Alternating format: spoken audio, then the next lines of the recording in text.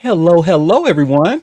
Welcome to Auntie Derek's Daytime Tea, where we discuss the latest celebrity tea in the news. And we do it live every weekday at 12:30 p.m. at auntiederek.com. I'm your host, Auntie Derek, and today is Monday, July 27th, the last week of July, baby. We are here. So, with me on the mic, I have some fabulous co hosts. We're going to start off with my gorgeous moon. Hello, love. Good morning. Good morning. With your gorgeous self. And next we have my icy chili. Hello, boo. Hey, everybody. Hello. And next we have the incomparable Libra Queen. Hello, cutie pie. Hey, y'all. Hey, hey. And shout out to my listeners holding it down in the chat as well. Well, like I say all the time, y'all, we got us some good old hot, fresh tea to sip. So let's go ahead and jump right in. Tea time. Yes. And I like to start off with the latest Tootsie Roll news. You know he's staying in the news, honey. And so we have more information about the solitary confinement. And based off of this article, I actually think he's still in there. And you all should see I just shared here by way of TMZ. So Sean Diddy Combs, life inside solitary confinement after prison fight. Well, let's get into it. Sean Diddy Combs is doing time in solitary confinement after getting into a violent prison brawl, and his new surroundings come with new rules and restrictions. We got our hands on the admission and orientation MA handbook for FCI Fort Dix in New Jersey, where Diddy is locked up, and it lays out life inside disciplinary segregation, otherwise known as the hole. According to the handbook, Diddy will be denied certain privileges for breaking the Bureau of Prisons rules and regulations by getting into a fight with another inmate last week. Diddy's personal property also might be taken away by prison officials. While he's in the special housing unit, better known as solitary confinement, Diddy will be given blankets, a mattress, a pillow, toilet paper, and shaving equipment. Diddy is also allowed to have reading material, both legal and non legal, as well as religious books. And get this, Diddy will have a staff doctor pay him a visit daily while in the hole, which includes weekends and holidays. As for visitation from loved ones, Diddy will get one social visit per week in the visiting room if he still qualifies for the privilege. He will also receive a regular briefing on his housing status. More importantly, Diddy will be made aware of his rights and responsibilities regarding the type of disciplinary action he could potentially face as a result of his prison fight. He will also be given a rundown of prohibited acts, plus a disciplinary severity scale that lists possible sanctions by the seriousness of each infraction, which could result in the removal of good conduct time. No word on how long Diddy will be doing hard time in the hole, but he's got some adjustments to make. Damn. I mean, they keep him in there with a bare minimum. So you get a blanket. What else? Toilet paper, a couple of books, legal or non-legal. And you get to get what they say, one visit per week. Mm-mm. Well, I so this right because the severity of this tells me I don't know what I'm getting that maybe Diddy was the aggressor in all of this, right? Because if he was a victim, if he was somebody trying to like, and I'm just speaking out the side of my neck, I don't know none of this to be true, but if he was defending himself, based on his celebrity status and somebody tried him, I feel like the other inmate will be punished more. We're not really hearing about that other inmate. We only hearing about him, and it looks, like I said, based off of this article, it looks like he actually still is in solitary confinement. You So know when you in there, you got to jump. You got to be the first to move before they get you. And you know, Diddy said, "I am not no bitch. I will still fuck you up. I may have a tootsie roll, but I will choke a motherfucker out." You know, shit. I would actually argue the Tootsie Roll is what make him more violent. Ain't they calling Napoleon complex? Touche, touche. We have a Yep. comment saying alpha. He want to be an alpha man, that's for sure. But he ain't got the one thing that'll cement it for him. I guess he figured he can buy it. Look, that's why he be paying them sex workers who do have it. Be like, look, you are only a piece of meat, and you come in here and do what I need you to do, and you'll be paid top dollar and get some drugs in the process, allegedly. Allegedly. Well, which leads me to my next story, Clayton Howard. Mm-mm. And you all should see what I have just shared here by way of all hip hop, and it's an exclusive. Federal judge lets freak off workers $20 million trafficking claims against Diddy move forward. So let's get into it. Diddy took a fresh legal blow as a federal judge ruled his former freak-off workers' trafficking claims are strong enough to survive. Judge Ann Huang issued the order keeping Clayton Howard's core civil allegations moving towards a potential trial. Howard filed his $20 million lawsuit in July 2025, accusing Diddy and Cassie Ventura of trafficking him across state lines in 2009. He says the scheme ran close to a decade, with him drugged, isolated in hotel suites, and flown city to city on Diddy's tab. The judge ruled those facts sufficient to keep the federal and California human trafficking counts alive, per filings in the case. Howard isn't just fighting this case, he's building it from scratch without a lawyer. The former escort says the fallout destroyed his construction company, Gold Standard Contracting LLC, leaving him with under $100 in assets. He's pursuing a law degree while handling the filings himself, telling a judge his studies give him some skill in presenting these points correctly. Howard's demands cover physical harm, lost income, and an STD he claims Cassie transmitted to him, as All Hip Hop previously reported. Cassie's claims were tossed with leave to amend after Howard couldn't connect enough specific incidents to her within the legal time window. Howard has 14 days to refile with sharper claims against her, and her bid to transfer the case to New York also failed. The venue denial stings since Ventura told the court she's now living outside the U.S. and has no plans to come back. She's still on the hook here in California, and Howard's window to sharpen his allegations against her is closing fast. Those 14 days may determine whether Cassie faces a full trial or walks away from this one for good. 4 of Howard's 8 claims got killed entirely, including his RICO count and a Florida trafficking claim that ran out of time. Two criminal statute counts were tossed because federal law doesn't allow private lawsuits under those charges. TMZ first reported Howard's lawsuit last summer, including his claim that Cassie ended a pregnancy without ever telling him. Diddy, as we know, is serving 50 months at FCI Fort Dix on his July 2025 Mann Act conviction, with a federal appeal still pending. Broke bitch.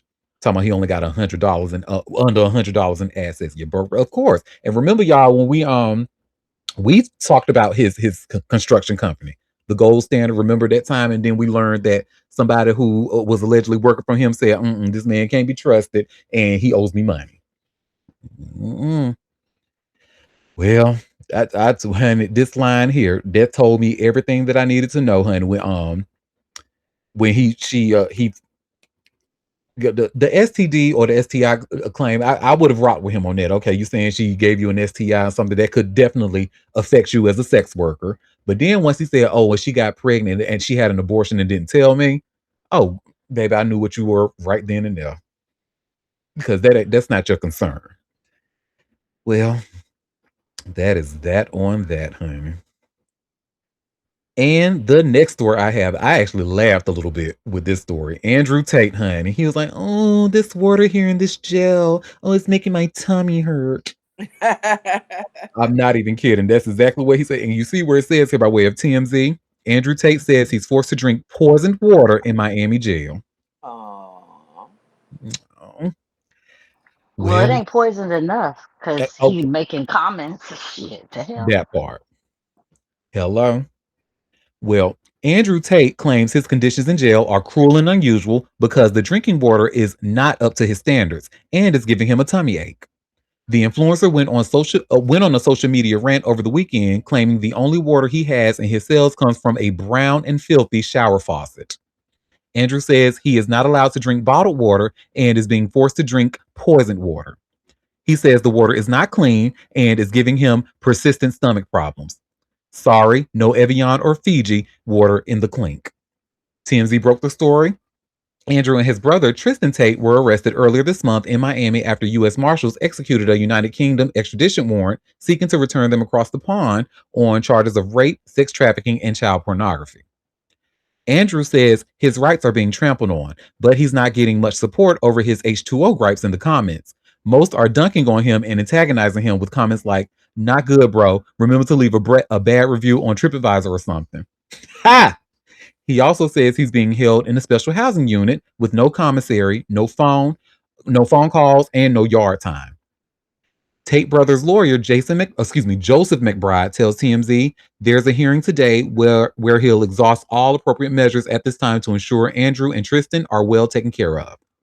McBride says several issues will be addressed with the judge because we are gravely concerned about Andrew and Tristan's physical, spiritual, and psychological health in solitary confinement.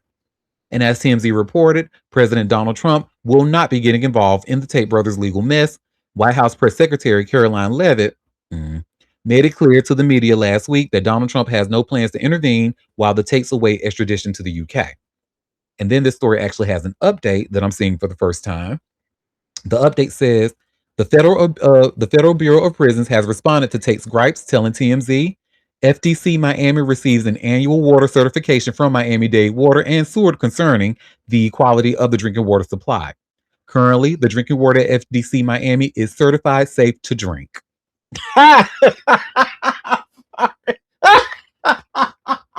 They say, "Don't you lie on us, you bald-headed bitch." We get certified. This certifiable drinking water. Don't play with us with your little weak ass stomach. I just have to say, for him to be so allegedly manly and manosphere and oh, I'm such an alpha. This is the most bitch made shit I have seen in a long time. Oh, I just can't. It's coming from a brown and filthy. Look, I thought I was under the impression what man eats steak, woman eats salad. Ain't that what y'all believe? So man can drink that brown filthy water allegedly, which Miami-Dade County says he playing on our top. Our water is safe, clear, and certifiable to drink. Don't play with us. And everybody else drinking it, they fine. You can drink it too. Exactly. What do you think? You in jail, bro? In jail. Not a hotel.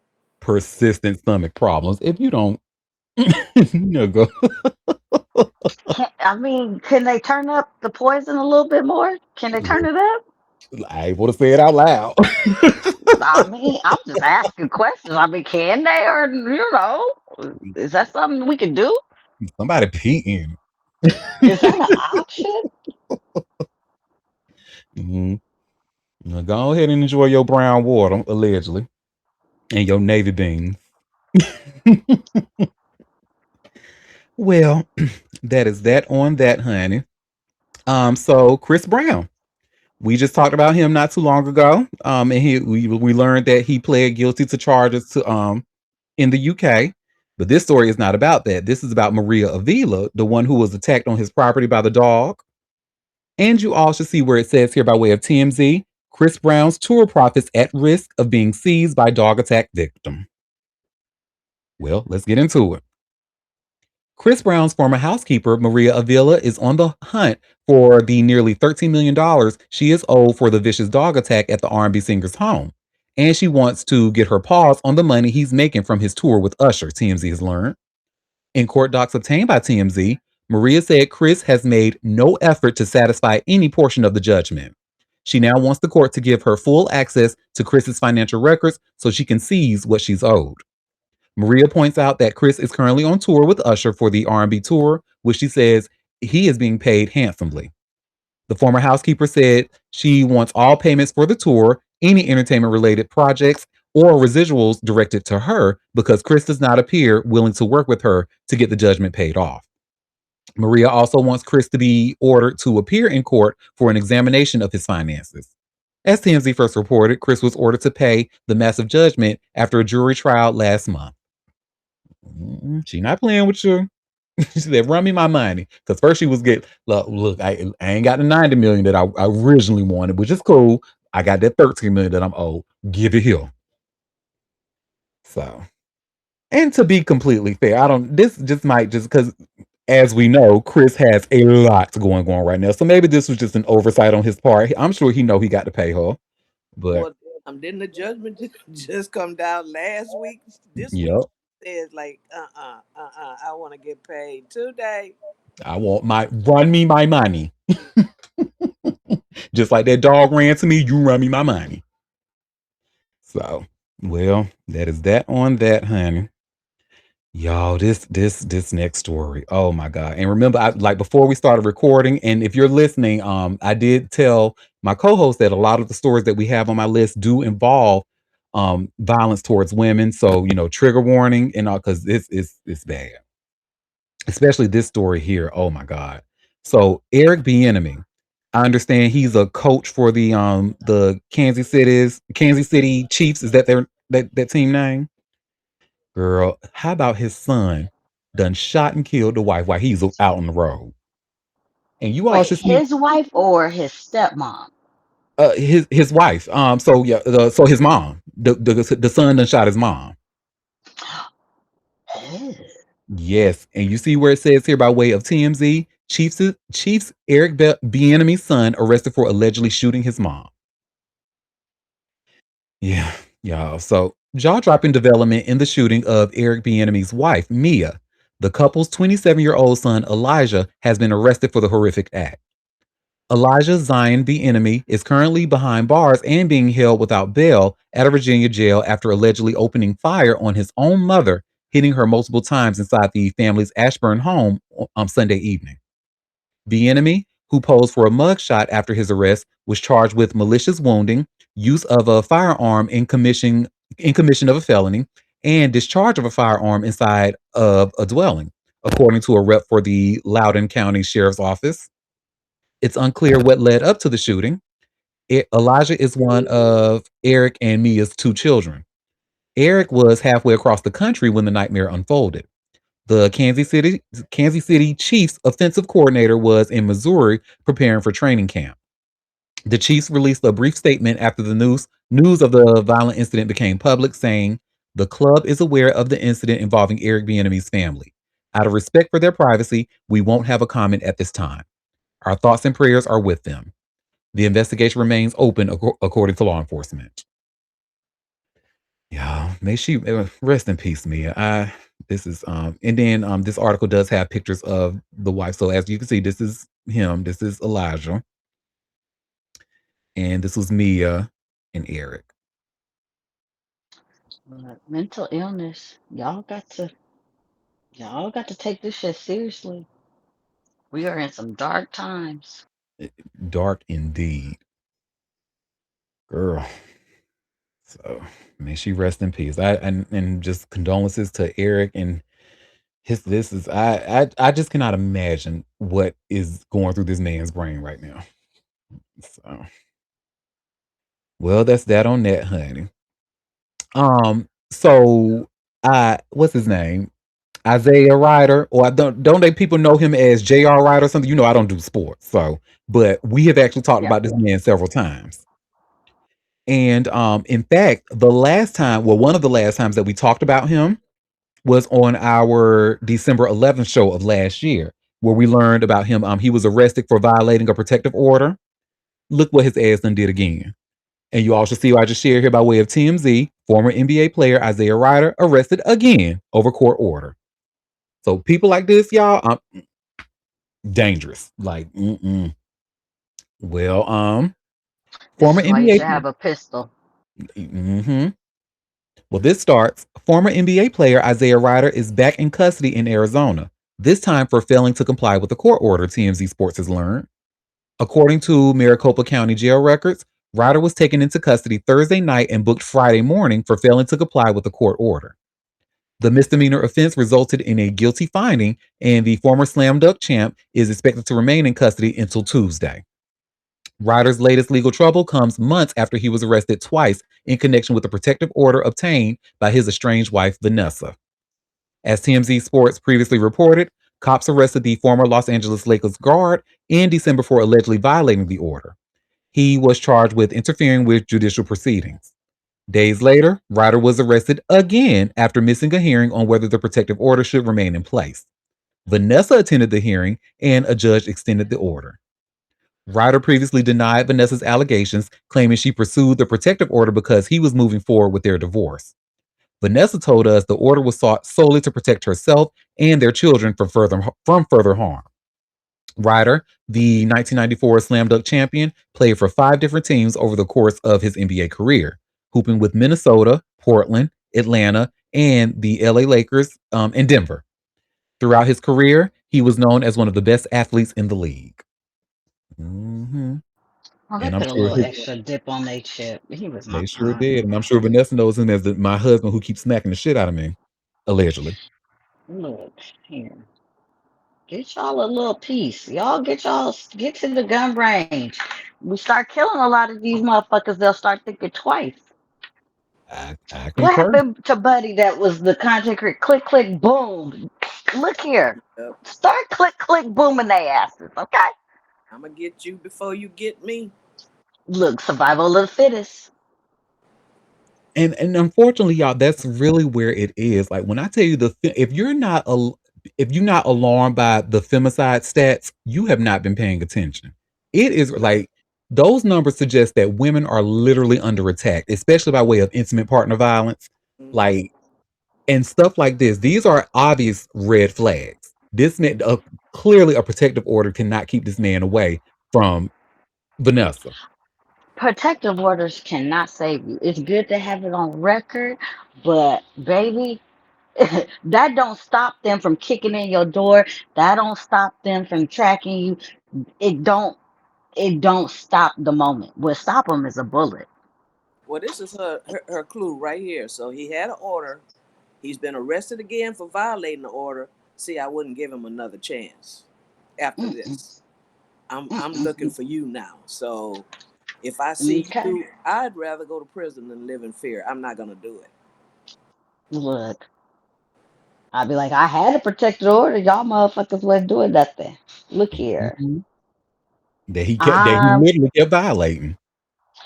And y'all remember that video of that woman? They was on the street. I think it was in New York, and that dude was grabbing her, and she said, "Let me go." She was like, "You better let me go. You better." I think she might even said, "I will shoot you." And he kept yanking on her, and she just in her hand in her purse, she just popped his ass in the stomach. Oh, you shot me? Yeah, bitch, I shot you, and I'm gonna keep shooting you if I have to. Look, y'all gonna have me run out. Luckily, I ain't got no problems like that. But y'all gonna have me go out and give me a little pistol. Cause what I'm telling you, it's gonna be you before it's me. Mm-hmm. Damn Especially right. you violating court orders and getting arrested. Oh no, no, we're not gonna do that. So the next time I see you around my house, you getting pew pewed. I'm sorry. It's just gonna happen. Okay? They're gonna have to just, I'll deal with the They're consequences going to pick your after. ass up off the ground. You won't get another chance because I'm not gonna wait till. Not what's gonna happen is he gonna have to hurt her for them to keep him locked up, right? But So by the time he really hurt her, she might be dead. right. Mhm. So I'm not gonna take that chance. If I see you again around my property, following me, it, I, my head gonna be on a swivel. I'm gonna get you before you get me. I got a nine Amen. millimeter. Right out yeah, I'm gonna have yeah, two yeah. 9 millimeters. If the first one don't fire, Hello, hello. Look here. mm, We at the gun range. Look here. You come grabbing on me, yanking on me, I'm gonna give you a couple warnings, and then I'm going to shoot you. Listen, I ain't buy all these hollow points for nothing. Hello, wake it Mhm. up. Y'all know I'm a firm believer in that, honey. Rabid dogs need to be put down, and yep, I'm not sorry Look, about it. that's the only mm, bullets I like is the hollow points. So yeah, I'm not gonna give you another chance. Period. mm, mm. So And don't when Have let they your me be family you. put you on a shirt and in Mm, the dirt. Quit fucking And with in me. these children who got mental illnesses, y'all better protect yourself from y'all children. I know, own fuck children. that shit. Yep. I done already put a stern warning on my son. Look here. It will, if it come down to me and you, bitch, It's it's gonna gonna be be a you. it's gonna listen, be I a love you shootout. dearly, but Tamara. Listen, Survival of the fittest. You hear me? the way that I just learned recently the whole 86 thing. Shout out to the mafia, whoever. 8 miles out, 6 feet deep. Yeah, yeah, yeah, Oh, that's what absolutely. that meant. That's what that meant. Yes. This whole eight time, miles. bro, I thought I was special because I thought they were talking about like people who were born in 1986, and Hell 1986 was no. such a good Eight, year that eight, people. No, eight dear. miles out, 6 feet deep. Yeah. Yes, yes, sir. Yes, Keep in Well, ma'am. mind I just learned something new today.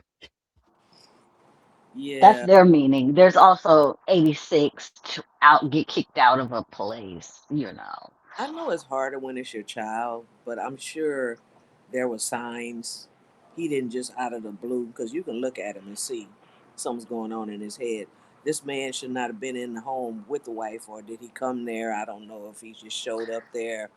But Yeah. baby, my gun will be on my fucking hip. You hear me? Hip, hip. I got a First son. of all, I mental illness, drug use. Mm-mm, mm-hmm. mm-mm.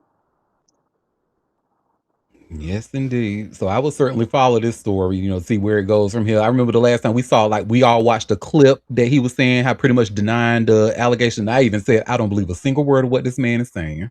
I just don't. Especially how he handled it, like where he pretty much saying that, oh, she only filed a protective order because I'm going moving on with a new girl or some shit like that. I'm like, oh, you Please, expect people to nobody believe that? cares. Boy, bye. And Mm-hmm. then He shit, was Vanessa. raggedy back when he played for Portland, and he's still raggedy. Ugh. Wow. And See, I look didn't at know his. anything of this man. I just knew his wife because of Basketball Wives. Vanessa was on one season. I actually liked her. She wasn't really a fan favorite, but I liked her. And he seemed a little off then when he made appearances on the show.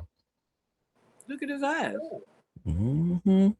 I mean, it's telling you right there something wrong with Oh that. yeah, he been a drunk. He been um, drugs, drinking.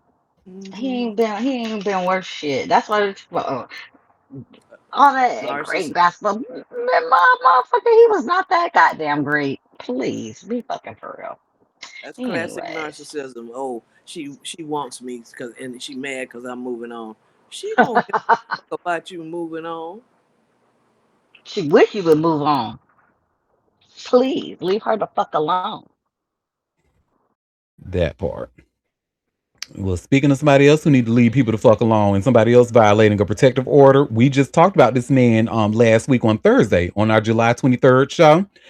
Eric Ajapong from Top Chef, and we learned that the daughter spoke up and she was able to get a protective order against him too. Well, you all should see where it says here by way of TMZ. Top Chef star Eric Ajapong allegedly violated ex's protective order before daughter obtained order against him. Another pattern. So, Another fool. yup. Top Chef star Eric Ajapong allegedly violated a restraining order against his ex-wife Janelle Mack more than a year before his daughter obtained a protective order against him, TMZ has learned.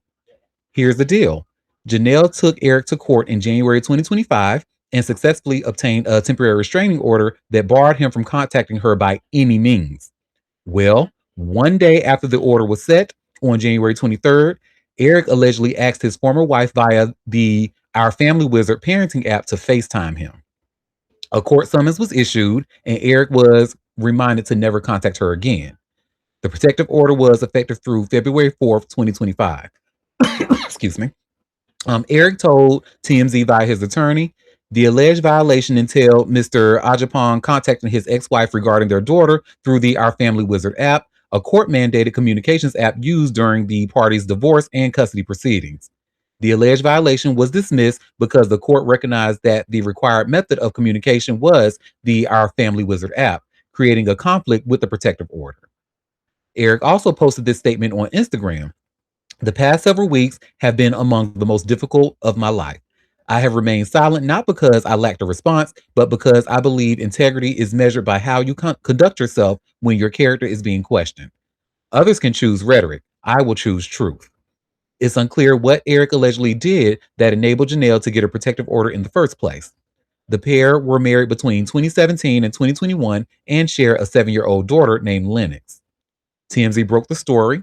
On Wednesday, Lennox successfully obtained a year-long protective order after Eric was accused of sexually abusing her. The allegations were brought to Oh, child. Mhm. The allegations were brought to Child and Family Services on May 1st, which then notified Washington D.C. police, who found no probable cause that a crime occurred. However, a Howard County, Maryland judge issued a final protective order against Eric on July 10th, which will last 1 year. The Food Network personality told TMZ through his attorney he is abiding by the order, adding, "It is my fervent hope that in the future, my ex-wife and I can resolve these matters privately and through the proper legal channels, rather than in the press, if only for the well-being of our daughter." Meanwhile, Janelle posted a statement about the situation on Instagram saying, "My daughter was just granted a protective order against her father because she was brave enough to speak up against who should have been one of the most trusted adults in her life." Mm-mm. Well, that's that on that, honey. See, I just think it's something real sinister, right? You get a protect. Say, hey, don't contact this girl by any means. You a whole day, not even 24 hours later, you try to let me use my daughter as I want to I want her to FaceTime me about my daughter. So let me and she was not having it. She saw right through that shit. Mm-mm. He playing. Look, y'all just issued this protective order yesterday, and look at he already violating it. But then And his she's so attorney said pretty. Oh my she goodness. is gorgeous. Mm. Mm. And you potentially touched your daughter, sir? Uh-uh.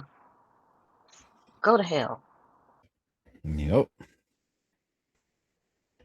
Well, that is that on that.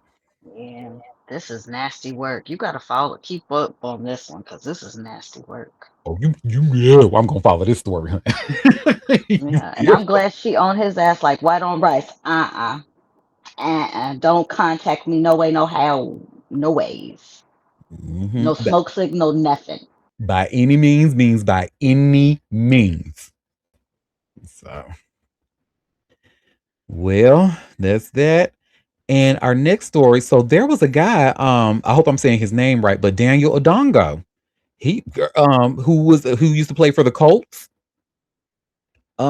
He was deported by ICE. You And you saw that. Oh my Mhm. God. That's a boy, nasty work. That's nasty work. And you all should see where it says here by way of TMZ, ex-Colts linebacker Daniel Odongo deported by ICE. Well, former Indianapolis Colts linebacker Daniel Odongo has been deported from the United States, with federal immigrations official saying the ex-NFL player was removed after overstaying his visa and accumulating a criminal record, TMZ has confirmed. U.S. Immigration and Customs Enforcement says Odongo, a native of Kenya, was removed from the country on June 20th after a Department of Justice immigration judge ordered his removal in March. Fox News was the first to report the incident. According to ICE, Odongo remained in the U.S. after his visa expired in 2016. Officials say he was subject to mandatory detention under the Lake and Riley Act, which requires the detention of non US citizens who commit certain crimes. During the last decade, Odongo was arrested multiple times, according to authorities. ICE says his criminal history includes arrests for felony intimidation, battery, and disorderly conduct. He was also convicted in 2020 of criminal mischief, causing damage, and sentenced to 1 year in jail. This dangerous individual was clearly a threat to the community, which is now safer since he's been removed. ICE Chicago Assistant Field Officer Director Douglas Thompson said in a statement, "Those who violate immigration law are held equally accountable, including former professional athletes." Odongo's path to the NFL was anything but traditional. The Kenyan athlete was recruited to the United States as a rugby player before making the leap to football, signing with the Colts and appearing with the team during the 2013 through 2015 seasons. ICE announced the removal this week, saying Odongo has now been deported following the immigration judge's order. Mm-mm. I mean, listen, I as much as I would love to defend people, if you knew that your visa expired in 2016 and you out here shaking shit up, mm, I mean, because this is not like baby Trump. We've been in Trump's America since 2016, and I think they have actually made it really clear about how they feel about black immigrants. The white ones is fine, but the black ones who look like this man, they want your ass out of here, baby. So, well, that is that on that. Girl, Lil Wayne, child. Mm, mm, mm. They deporting him too? They should, but unfortunately not. But he's saying he actually got witnesses that's going to help him in that battle with I guess on that jet or whatever. Anyway, you all should see where it says here by way of TMZ. Lil Wayne says witness refutes ex-assistant's assault claims in legal battle. I'm sure they do. That honey, people will. say anything you pay him to say. Well, allegedly, anyway. Well, Lil Wayne says he has a pilot in his corner in his battle with his ex-assistant over an alleged private jet assault, TMZ has learned. According to new legal docs obtained by TMZ, the rapper said the pilot was recently deposed and refuted the claims made by Wayne's former assistant, Andrew Williams. Andrew sued Wayne back in 2022, claiming the rapper punched him while on board a private jet. Andrew said the incident went down when he tried to intervene to stop Wayne and the pilot from fighting. In new docs, the Lollipop rapper said the pilot impeached Andrew's version of events. Wayne also noted that despite Andrew's claim he was badly injured in the fight, Wayne says his former assistant visited a local urgent care after the incident and found to have no swelling and no significant injury. The rapper said Andrew was prescribed ibuprofen, which he did not bother to take. Wayne said Andrew went to various other medical providers who all told him he had no injuries. The musician is asking for permission to depose Andrew a second time to ask him about the new information. Mm-mm. Well, that's that on that, honey.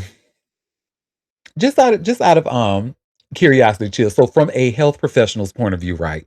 If someone does come in and say, "Hey, I've been injured, I've been beaten up, or whatever," and you do get prescribed ibuprofen, if you don't take it, right, will that does that tell the health professional like, maybe this person is not serious about these injuries, or maybe this person have a sensitivity to ibuprofen, or I, I 'cause- don't know if it specifically points to anything other than if all they gave you was ibuprofen, it wasn't serious to me in the first place. I know they don't prescribe, serious narcs like they used to, but they say, go home and like take a aspirin and call me in the morning kind of thing. You couldn't have been hurt, that bad that all they prescribed was some ibuprofen. And then you didn't take it, well, then you weren't hurting as far as I'm concerned, or hurting enough. Yep, and that's what Wayne is saying, honey. So now he's asking the judge to have him go, with this new information. Okay, let's go ahead and ask him about this in a deposition. But how did he Maybe- know he didn't take it? That's a good question. I Or mean, you're not around that person 24/7. Did they tell you they didn't take it, or how would you know that? right, and that's not something like the hospital. That's not information the hospital will give out due to No, HIPAA. no. Like, how would you even know that? Mm, I guess we'll find out. That's the only question I would have about that. Like, how do you know what he took or didn't take? He had them followed allegedly. Let me stop.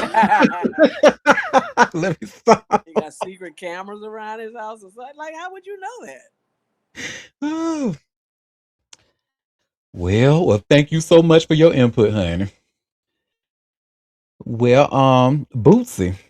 So remember the last we learned about Bootsy, honey. He was at a security. He allegedly was hit a security guard over the head with a hookah bottle, and was arrested or whatever because of that. Baby, now he being sued. And you all should see where it says here by way of TMZ, Boosie Badass sued by security guard for assault. Well, let's get into it. Boosie Badass is being sued by a security guard who says the rapper smashed a glass hookah over his head. The latest development connected to the alleged assault, which landed Boosie in jail. Edward Iglehart II is suing the Louisiana-born rapper over an alleged incident which he says occurred on May 24th of this year at the Dome nightclub in Houston, Texas.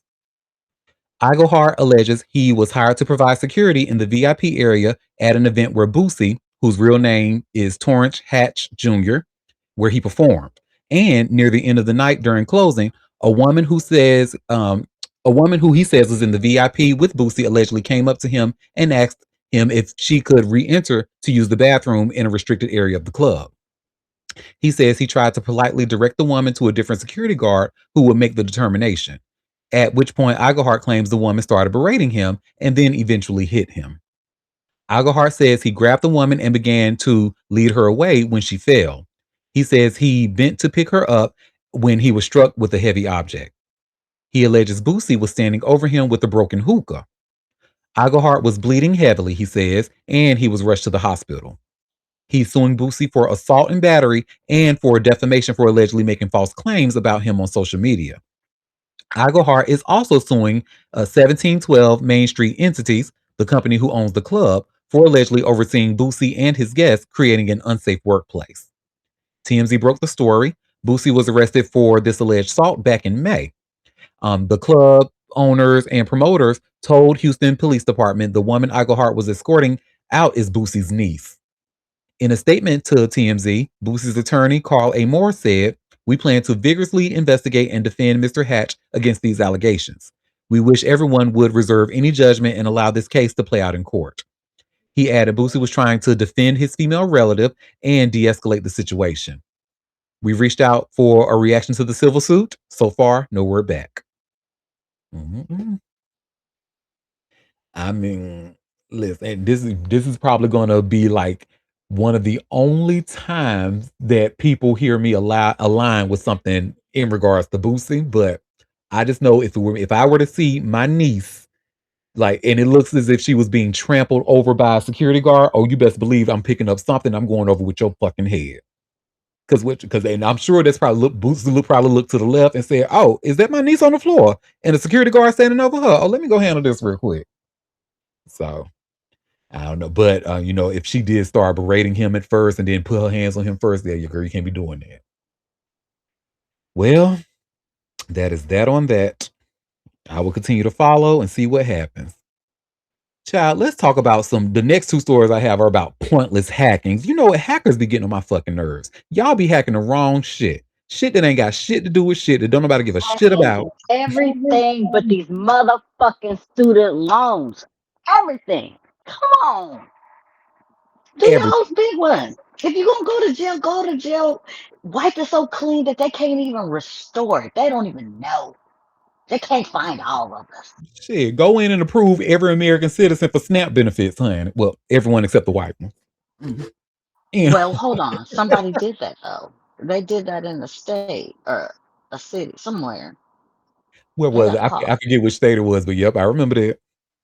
I was Well, I that bring was that up because, well, the first story I have about pointless hacking is somebody actually, and I'm just like, people, I get dark humor, really, I do, but it's just like, okay, at what point does dark humor go into just tasteless, like poor taste? And this is in poor taste, in my opinion. And you should see where it says here by way of TMZ, David Apple Music account hacked, fake song posted amid preliminary hearing. Well, because I did. wasting all them talents on nothing. Exactly. And then, something like I knew, like when I saw it, like because I saw people when it broke, people say, "Oh, Data got a new song," and it's called "I Did It," and then had a picture of the car. So I was like, this got to be fake because nobody is that damn bold, like nobody, especially And somebody he's like in him, jail. and he's in jail, and like his whole response was that about this was he didn't say anything. So I just found it hard to believe that he would have released a song like this. But the fake song has since been scrubbed from Apple Music, but this starts. A mid singer, David, is being locked up and currently fighting to keep his murder case from going to trial. His Apple Music page has been hacked, posting a fake song with a voice sounding like the jailed artist, professing his love for the victim Celeste Rivas. The falsified track titled I Did It surfaced over the weekend, despite David Anthony Burke, the artist known as David, remaining behind bars without access to upload music himself. The track's artwork and also features an aerial photo of Davis Tesla in the LA tow yard where Celeste's dismembered body was discovered last year.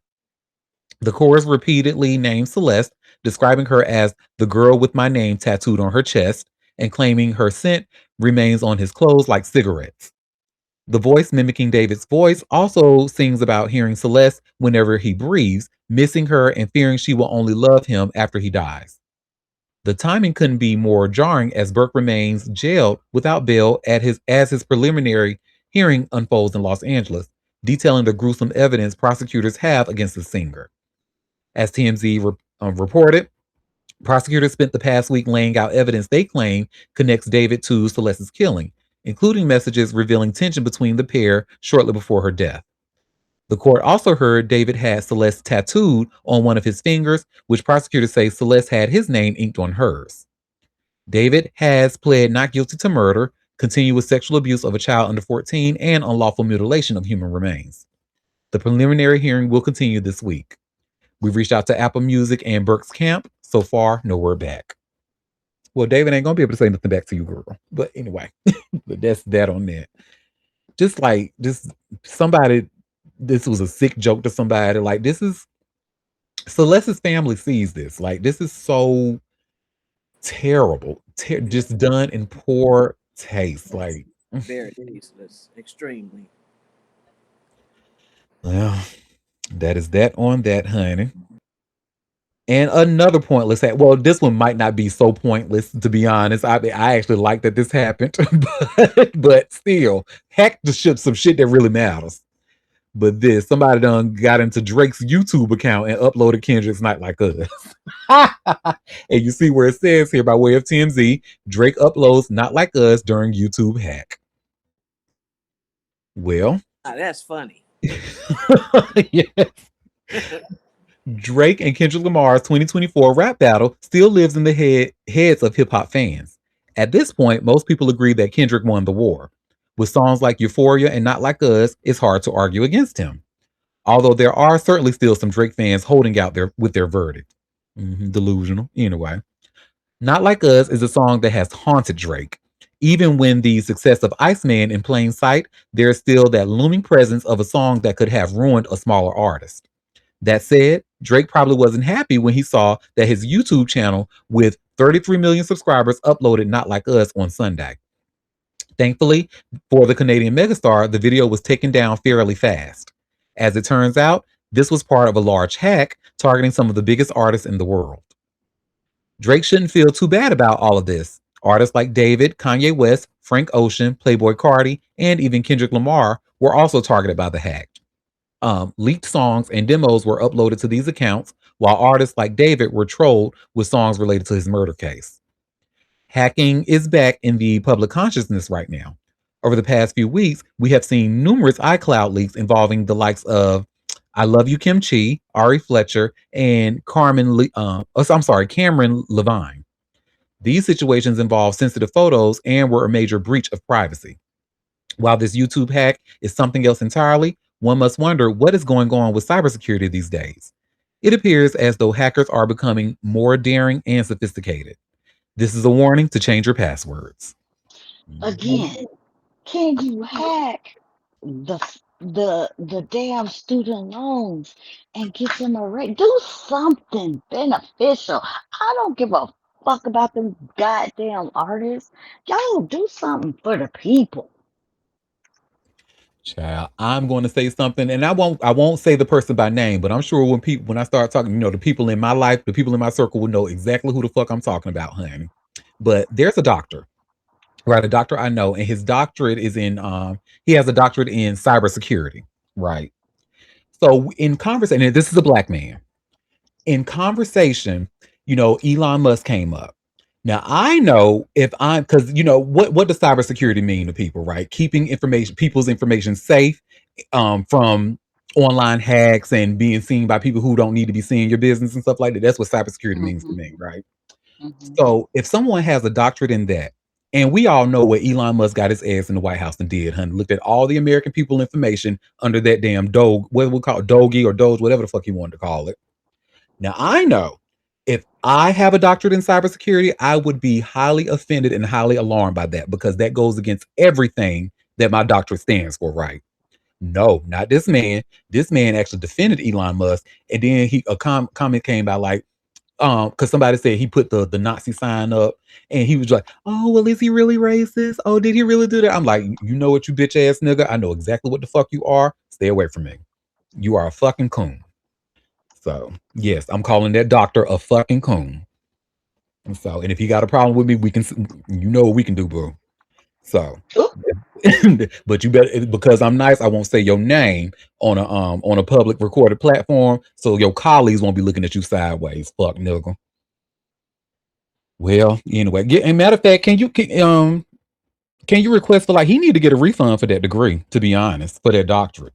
To be honest, because clearly, anyway. Well, that is that on that. And y'all, this next story is so sad. We were actually talking about this before we started recording, but I'm sure over the weekend you all saw about a TikTok influencer with a large following. She pretty much exposed her husband for being a pedophile, and she was unalive due to that. And you all see what have shared here by way of TMZ. So Jeremiah Sean Duffy accused of molesting minor before alleged murder suicide. Well, Jeremiah Sean Duffy allegedly inappropriately touched a juvenile girl he coached just weeks before police say he killed his influencer wife, Sarah Gilson, and himself in a suspected murder suicide. And cops say Duffy was the subject of multiple state investigations involving the same alleged victim. According to police documents obtained by TMZ, the player and a parent reported Duffy to Owasso police on June 9th, about an hour after the alleged incident at an Oklahoma elementary school. Police say another coach witnessed Duffy allegedly touching the girl, immediately intervened and alerted her parent.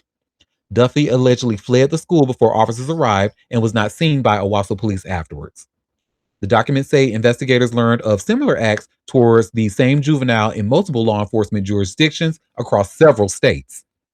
Police listed the alleged crime as lewd molestation of a minor. Because Duffy was a member of the Osage Nation and the alleged incident occurred in Indian country, police say the case was sent to the U.S. Attorney's Office for review under the Federal Major Crimes Act. Police say Gilson, Duffy's wife at the time, was contacted during the investigation and given information on seeking an emergency protective order, which she later obtained against Duffy. As TMZ previously reported, Gilson and Duffy were found dead from gunshot wounds inside her Oklahoma home on July 23rd in what cops say appeared to be a murder-suicide. TMZ obtained dispatch audio from the night of the shooting, with a dispatcher reporting a woman could be heard screaming and crying before a loud bang. Duffy's ex-wife later told TMZ, which we're going to talk about later, but in detail. But she said none of this is surprising. Less than 2 weeks before her death, Gilson posted a TikTok calling her soon-to-be ex-husband a pedophile and adding, "I wish I was joking." And then this ends with, "If you or someone you know is struggling or in crisis, help is available. Call or text 988 or chat 988lifeline.org." And I'm just going to share my screen really quick so you can all see the TikTok that and TikTok, when I tell you TikTok algorithm is sick, because me personally, I was looking, just browsing through TikTok on Saturday, and I actually saw what I saw first was a girl talking about this, explaining this murder suicide. And then immediately after that video, they played hers. I'm like, oh, y'all sick. But here's the clip here.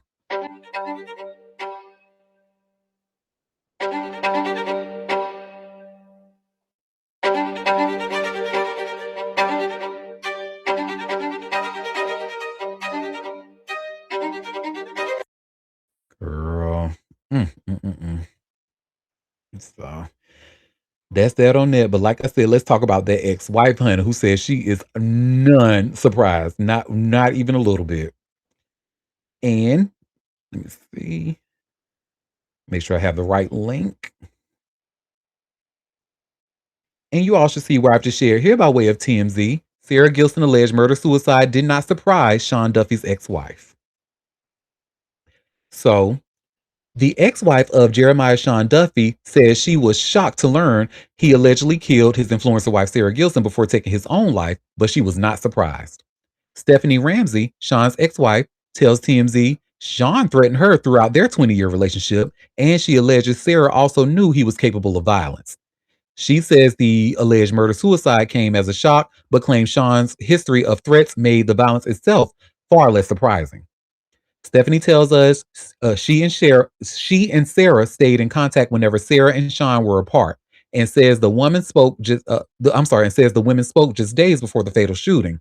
The main topic of conversation being how random women have commented on Sarah's viral Netflix TikTok trend video claiming to have known Sean in some way. She says she believes there was more brewing than Sarah's social media posts, claiming Sean had jealous tendencies and couldn't stand the thought of his partners moving on. Stephanie also claims Sean was deeply manipulative, alleging he would reel Sarah back in whenever she tried to leave, just as Stephanie says he did before their 2018 divorce. She and Sean shared 5 children, now between 15 and 25 years old, who Stephanie says are struggling to comprehend what their father allegedly did. She alleges Sean's daughters did not want to see him after allegations involving a girl on the basketball team he coached surfaced in June, though his son did. As TMZ reported, Sarah and Sean were found dead from a gunshot wound inside their Owasso, Oklahoma home Thursday.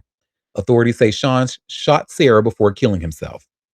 TMZ obtained dispatch audio from the night of the shooting, with the dispatcher reporting that a woman could be heard screaming and crying, followed by a loud bang. Mm. He got 5 children, honey, ages between eight. And yep, that's probably Craziness. some shit was about to come the fuck out, honey. And I think there is a lot some I don't know if this is fake, but there was a lot of video on TikTok. It looked like inside the home surveillance. I don't know how it got leaked or anything like that. I didn't really click into it to see because I don't want to see nothing. But apparently, it looked like there was some abuse, and then also body cam of the people doing CPR on her or something. I don't know. I couldn't. I didn't want to click on any of that Yeah. because I don't want to see nothing. But I said, "Dang, how y'all? Why y'all got all these videos up like this? How they do that?" Meanwhile, ain't nobody clearing up these student loans. Pissing me That off. It's sad. Sick Sarah, motherfucker. I swear, I just really hate that she was not able to get away from his fucking ass. To Auntie, I told you, I the first thing I opened today and saw was her video, and I was like, God damn, that's shitty. And then I looked at her page and saw something else, just looking, da da da da. I was like, damn, that's crazy because you gotta double check people be doing extra shit. And I was like, huh, okay. And then I went on, looked at something else, and then a video talking about this was a murder suicide. And I'm like, wait, I just saw the wait, hold on. I just looked at the video. Had to Google and said, oh my God, it's real. You could have just killed yourself, sir. really like took And did yourself us out all a there. favor. And then I was reading a lot of comments how like some people were saying that they knew him and he always kind of been like had a hot temper. And now He looked maybe like it. he does, and I feel like maybe people were just kind of adding on. Maybe I don't know if these people were truthful, because people love being part of a conversation they ain't got shit to do with. But if it is Look true, at honey, him. He looked like it. I yes. could look at he looked like one of them hot heads. And Mm, behavior like that does not just happen overnight, honey. I am under mm. I'm of the mind that he was Oh, he been. yeah, abusing children for years, and that was, and he just got caught, and him getting caught just kind of was a domino effect of. Well, yes. Look, I mean, he's not an unattractive man. I'm so him trying to press up on these young teenage girls. I mean, everybody has a story. I feel like each generation has that teacher or a coach or somebody that's messing with the students. No comment. I'm, oh, yeah, you please don't comment, please, because you told my to God. I said, how is that building even still open? Anyways, but I feel like everybody has a story, and he looked like he would mess with them young girls because he think he cute. He know I'm attractive, and he just messing with anything that he can. Oh, pedophile ass, and Mhm. and he looked like a hothead, just one of them, just pretentious ass, annoying ass white men. Yep. Drive a big truck, I bet you too. Hmm. And smell like cheese, bitch. Got caught kissing on a girl, and then you gonna kill your wife, bitch. Ugh. Mm, mm, mm. Well, that is that on it. Of course, if more comes out about this story, I will certainly update y'all. And I'm sure more is probably going to come out, honey. I feel like a lot of girls about to, let that chopper sing. Well, yeah, he abused me too. He abused me too. He abused me three. So, Well, let's talk about Tony Romo. Literally, the only reason that I know who, because y'all know I don't do sports whatsoever, but the only reason I know who this man is because people kept calling him Tony Homo. And I'm like, that's Oh, mean. and Including, honestly, Auntie, quit saying you don't know nothing about you. Just you know about sports when it hits the things. You don't watch it, but you be knowing some yeah, things. right. I know, so, a little something, something here and there. But yes, and I know my dad is like a huge fan of the Dallas Cowboys. You can't tell him nothing about that shit, honey. And I remember Tony played for the Dallas Cowboys or whatever, whatever. But he was just arrested over the weekend, and he was actually supposed to play at a golf tournament, and the golf tournament said, "Bitch, no." And you see where it says here by way of TMZ, Tony Romo backs out of golf tournament after OWI arrest. And I just learned that there was an OWI. I always thought it was, but the O stands for operating while intoxicated. For those who don't know, because I didn't know. So So, well, okay. Well, what's the D? Wait, drunk. Okay. Ain't yeah, that the same the D is thing? driving while intoxicated. And this So one is operating. hmm What does that mean? uh, let me see. Let's do a quick Google. What's the difference between OWI and DUI? Okay. Well, it says an OWI and a DUI mean the same thing. Driving or controlling a vehicle while impaired on alcohol and drugs, but differ by state legal terms and how operating is defined. So Mm. I guess they the same, depending, or unless you had, I don't know. I still don't have a clear understanding. Yeah, why choose that? I don't know. That's weird. Okay, I guess. Well, Tony Romo seemingly needs some time out of the spotlight following his OWI arrest, as the former Dallas Cowboys superstar backed out of a golf tournament in Texas. Romo was slated to compete in the 56 M&P Group Texas State Open this week, as he does every year. But the host course, the Cascades County Club, revealed on Sunday that that would not be the case in 2026. Although we're disappointed he won't be joining us, we're still looking forward to an exciting week of competitive golf, the club told local station KLTV. A Q&A was on the docket for Monday as well, and that has been scrapped.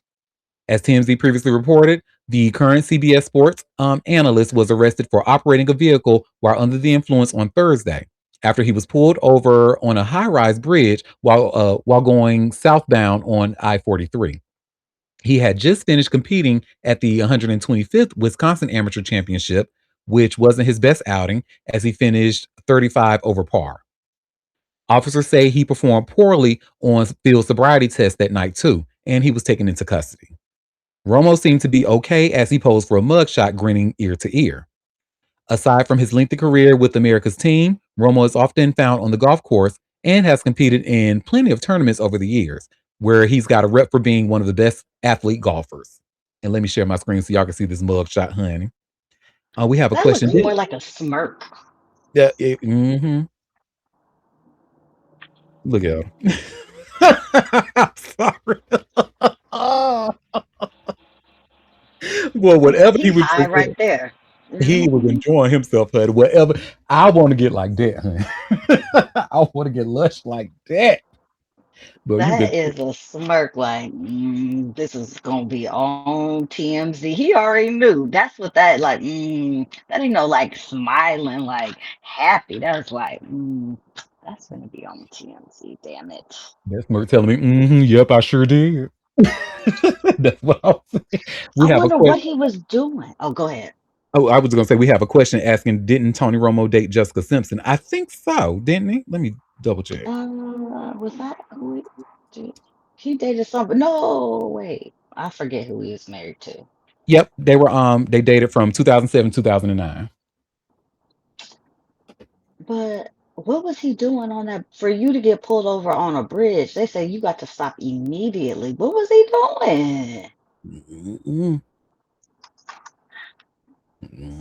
mm-mm. Driving. Oh, he was OWI. That's what his ass was doing. Girl, y'all already know how I feel about honey. I drunk drivers or people who feel like they got to get behind the wheel while intoxicated, lock their fucking asses up. We just have too much evidence out here that says that that's fucking that too many studies have been done. Too many put them in, put them away. Especially with the girl, get in the fucking Waymo. Mm-mm. No, Wamos. Oh, don't even bring those up. Ugh. And Now I can't usually even I'm go not. out the house. Look, I usually don't do no self drive. Honey, usually you would find me. I wouldn't be caught dead in the self driving car. However, if I'm drunk as shit and that's one of my only ways of getting around, then yeah, I just my drunk ass will pretend somebody in that damn driver's seat. I don't know, but it's too much Touche. out Yeah, yeah. Fuck them Wamos though. Fuck them. here. Okay. I don't like it. Whew. Well, honey, now as someone who is notoriously into older men, right? When I see people have 'cause- how can I say this? Because it's almost like some people will say, "Well, Derek, how can you be like that when you notoriously are into older men and this, and that?" I kind of know a pattern, and there's one thing like if you have a history of dating people younger than you, baby, that's a problem for me. I'm sorry, I am. And Keisha Cole, I'm seeing this pattern, and you all should see what I have just shared here by way of all hip hop. Keisha Cole and Skrilla get cozy despite age gap and religious differences. And for those of you who don't know, Skrilla is the rapper of that song 6'7" and in his late 20s, child. Anyway, well, Keisha Cole is moving differently these days. And the internet's got questions about her new romance with Philadelphia rapper Skrilla. The 44-year-old R&B legend has been quietly linking up with the 27-year-old drill artist, and their Instagram stories have been doing all the talking for them. Mirror selfies, club nights, boat vibes, with Sade playing in the background. The whole setup screams couple energy, and fans are absolutely losing it over the pairing. Skrill is the guy behind the viral 6'7" craze that took over social media, a phenomenon born from his track Doot Doot 6'7". The meme became inescapable at basketball games, TikTok videos, and everywhere else people gather online. But here's where things get interesting. Cole's spiritual world and Skrilla's couldn't be more different. Cole's been vocal about her Christian faith for years, describing herself as a devout and evangelical Presbyterian. She's even spoken publicly about promising God she'd stop smoking weed once she landed her record deal, and she kept that promise. Skrilla, on the other hand, practices Santeria, an Afro Caribbean religion that blends Yoruba traditions with Catholicism. He's been open about his spiritual path in interviews, discussing how he sacrifices goats, chickens, doves, and mice as part of his religious ceremonies. The contrast between Cole's evangelical Christianity and Skrilla's Santeria practices have people wondering how these two even connect on a spiritual level. It's the kind of pairing that makes you do a double take, especially considering Cole's previous relationship was with 27-year-old Huncho, which already had people talking about the age gap. The couple's been leaving breadcrumbs all over social media, and fans have been piercing together the puzzle, or excuse me, piecing together the puzzle. I'm sorry. Cole posted a mirror selfie with Skrilla behind her, arms wrapped around her waist, captioning it simply, "Yup." They've also been spotted together at clubs and on boats, making their connection harder to deny with each post. Whether this is a full blown relationship or just two people enjoying each other's company remains to be seen. Mm. Like I said, because isn't the last three men that she's been with or like significantly younger than her?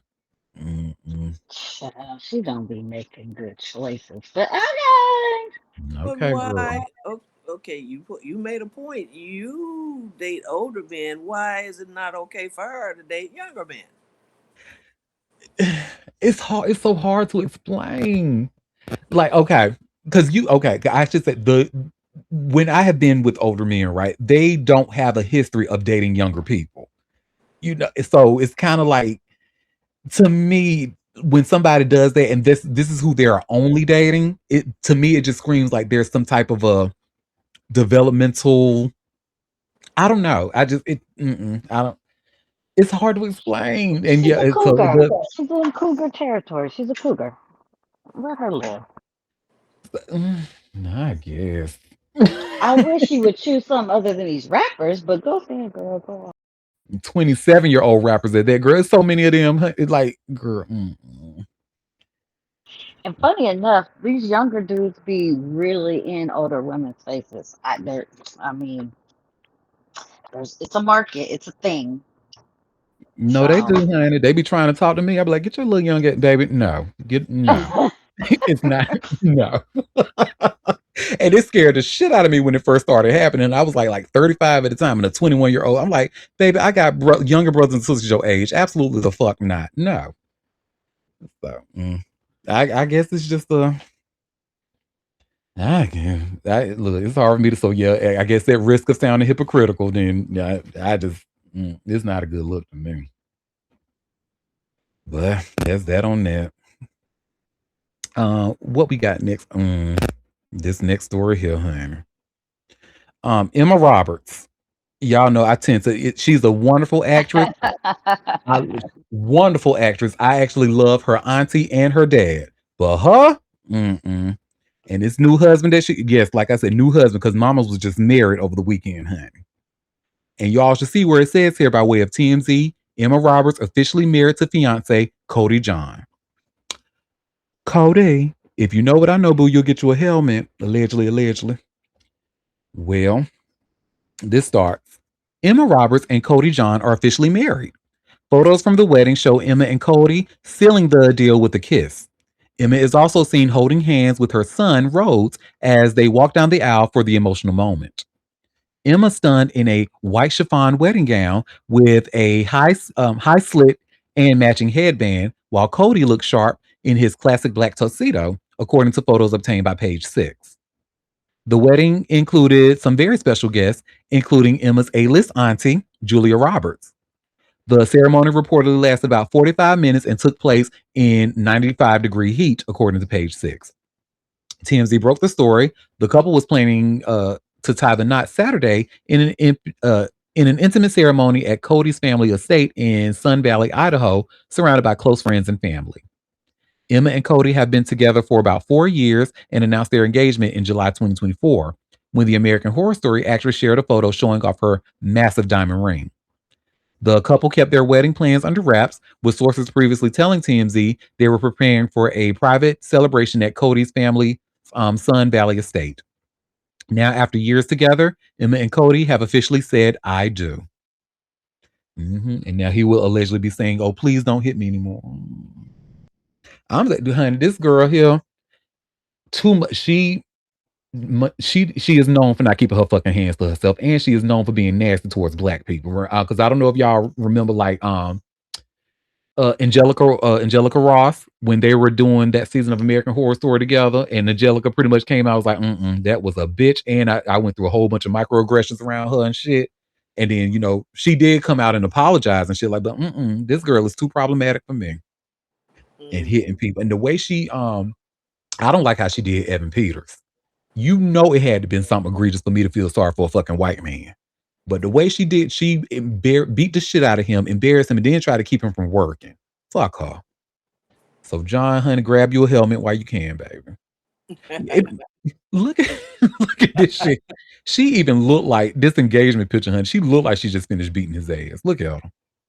Look at her.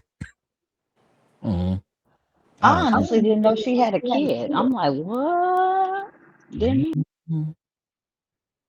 Honey, I ain't got nothing for an abuser. Now, I won't sit here and act like, I won't try to do a false equivalency and making it seem like women are more abusive than men in these intimate partner relationships, but it's just too many signs around Emma. She has, see, Hammy, that's who you shouldn't like. That, look, I knew it was coming. Look, fuck her fish lipped auntie. I knew it was coming. That's who you shouldn't like, honey. Her auntie ain't never did nothing but try to be great. You leave Julia alone and her fish lips. Oh no, what Lois Griffith said, oh, have you seen the lips of that woman? Look like a baboon's ass on her face. Well, that is that on that, honey. Oh, so we all know, I'm sure we all know, and I happen to love the iconic Kathy Lee Gifford. Y'all know her, right? Well, baby, Kathy Lee says she is done. She is off men. Fuck that. You know what? I know that's right, girl. You should see where it says here by way of this Radar Online exclusive. Kathy Lee Gifford, done with men, still single, grandma, says she's finished looking for love. No, that's right. Well, Kathy Lee Gifford isn't looking for love. After losing her beloved husband, Frank Gifford, in 2015, searching for Mr. Right is not on her radar. Radar Online can reveal. I'm not dating anybody right now, and I don't want to date, said the 72-year-old grandmother of five. I'm not looking, and I don't think I'll ever get married again. I had an opportunity for that to maybe happen, and it didn't work out. Frank will always be the love of my life. If God wants to do something miraculous, like give me another great love, then I'm open to it. And so I leave room for the miraculous to happen. The couple met in 1982 during Kathy Lee's stint on Good Morning America. At the time, former New York Giants star Frank was on Monday Night Football's broadcasting team. Despite a 23-year age difference, the two fell head over heels and wed in 1986. They welcomed son Cody in 1990 and daughter Cassidy in 1993. They remained deeply in love until the day Frank died at 84 on August 9th, 2015. Kathy Lee found him after he suffered a heart attack. Cody was home from school and we tried to resuscitate him, she recalled. The EMT guys came and they said, Mrs. Gifford, we want you to know that your husband never suffered. He never saw the ground he fell on. After Frank passed, posthumous brain scans revealed he had stage 4 CTE, a progressive degenerative brain disease often found in athletes with a history of repetitive brain trauma. The family donated his brain to science to be studied for CTE, she said. Since leaving the Today Show in 2019, Kathy Lee has increasingly made Nashville, Tennessee her home. With a showbiz career of nearly 50 years behind her, Kathy Lee recently put a whopping $100 million price tag on the palatial estate in Greenwich, Connecticut that she shared with Hall frame, Hall of Famer Frank. Today, Kathy Lee says she focuses on the present, adding, I need to find joy in the moment I'm in right now because none of us know when is our last breath. I know. I love stories like this, honey. Because to me, we need more stories like this. Women of a certain age. Look, I don't need no damn man. Fuck that. Because it's a lot of like propaganda out here that's pretty much telling women, especially women of a certain age, oh, you need to have a man. You don't want to be alone. Oh, you need fuck all that. Man, man ain't gonna do nothing but bring down your value. Well, honey. So when Wendy Williams was like on break, because y'all know, like back when Wendy show was on TV, that 10 o'clock hour, honey, was dedicated to Wendy. But anytime that Wendy didn't have any new shows on, they were showing like she didn't call them repeats, she called them encore presentations. So anytime Wendy showed an encore presentation, I tend to like watch something else. And usually that something else was Hoda and Kathy Lee, right before they changed it to Hoda and Jenna. But baby, when I tell you Kathy Lee used to crack me up, all that woman used to do was drink wine and sing. And she used to crack me the hell up. So that's that on that. Shout out to her for being 72 and not needing no man. Okay, girl. I'm here for it. Well, our next story. Speaking of women of a certain age, I'm sure we're all familiar with Carly Simon, especially those Janet Jackson fans, honey. If you were a Janet Jackson fan and you loved Janet's All For You album, you remember this iconic line here. Clouds in my coffee. Clouds in my coffee. But Carly Simon, honey, actually just revealed that she has Parkinson's. And you all should see I just shared here by way of Us Weekly. Carly Simon reveals Parkinson's disease and cancer diagnosis after 7 years absent from the public. So let's get into it. Damn, a double whammy. Oh my Yes, God. girl. Oh, That's we have a crazy. comment. I heard it. Oh, go ahead. Oh, I'm reading it. It says, "Oh my God, Carly Simon's YouTube videos are crazy." Uh, oh. Well, Carly Simon opened up about her years-long absence from the public eye, revealing she was diagnosed with cancer and Parkinson's disease. So many people have written to me, kindly wondering about my relative silence, asking how I am and what I've been doing.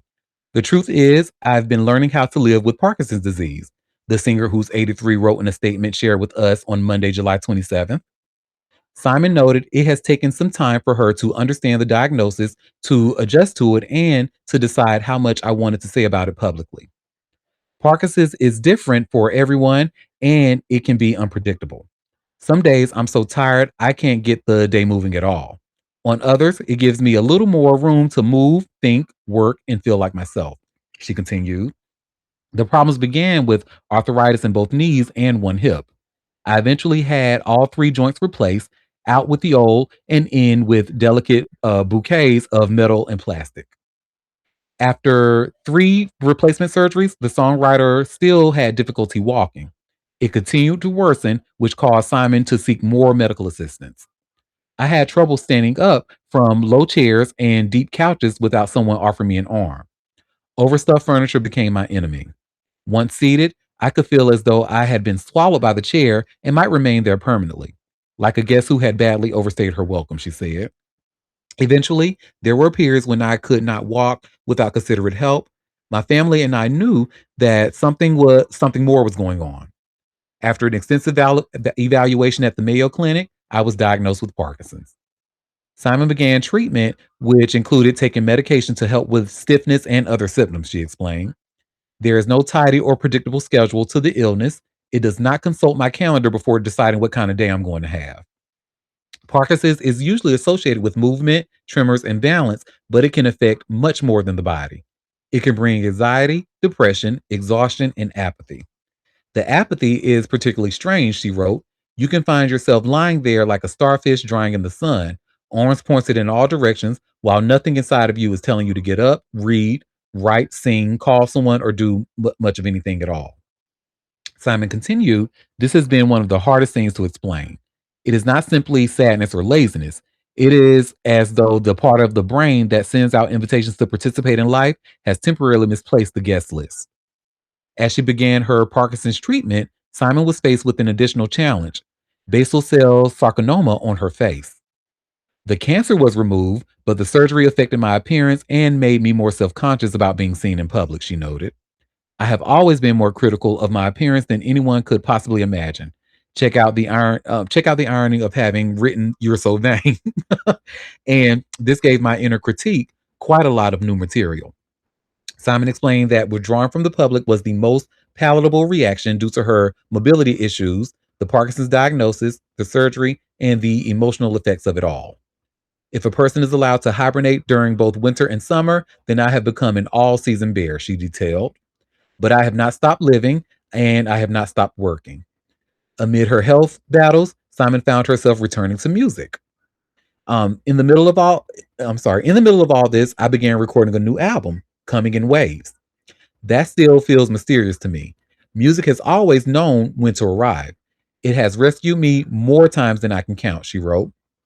The album includes songs and fragments of songs that have been waiting for me for some years. There were melodies, verses, and ideas written down and tucked away from for some unknown future when I would have the time and attention to finish them.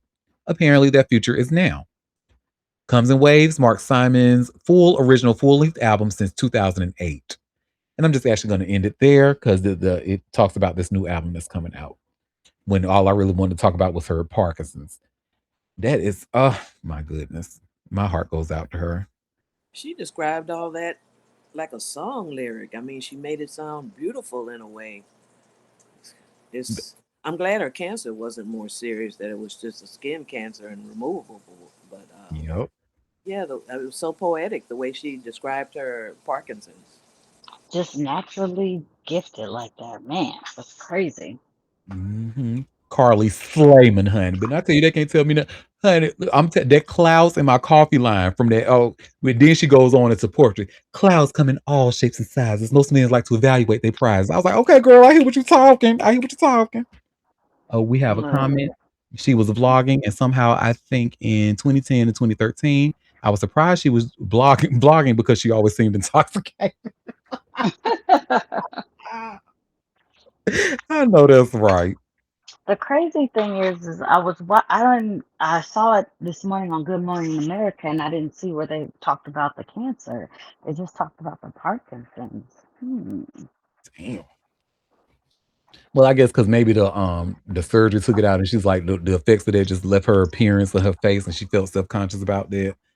So, Yeah, mm, I believe it. I believe it. mm, Getting well, old is hard, child. Getting old is hard. yeah. And I have to say, like, because you remember, like, Michael J. Fox is like my reason for pretty much knowing, because he was, he's really big on Parkinson's education, like, and have been for years. His documentary that was on Apple TV was really good and really educational. So my heart goes out to her, really, or anybody having a battle Parkinson's. Yeah, me too. I loved her music. Yeah. Well, I have three more stories left.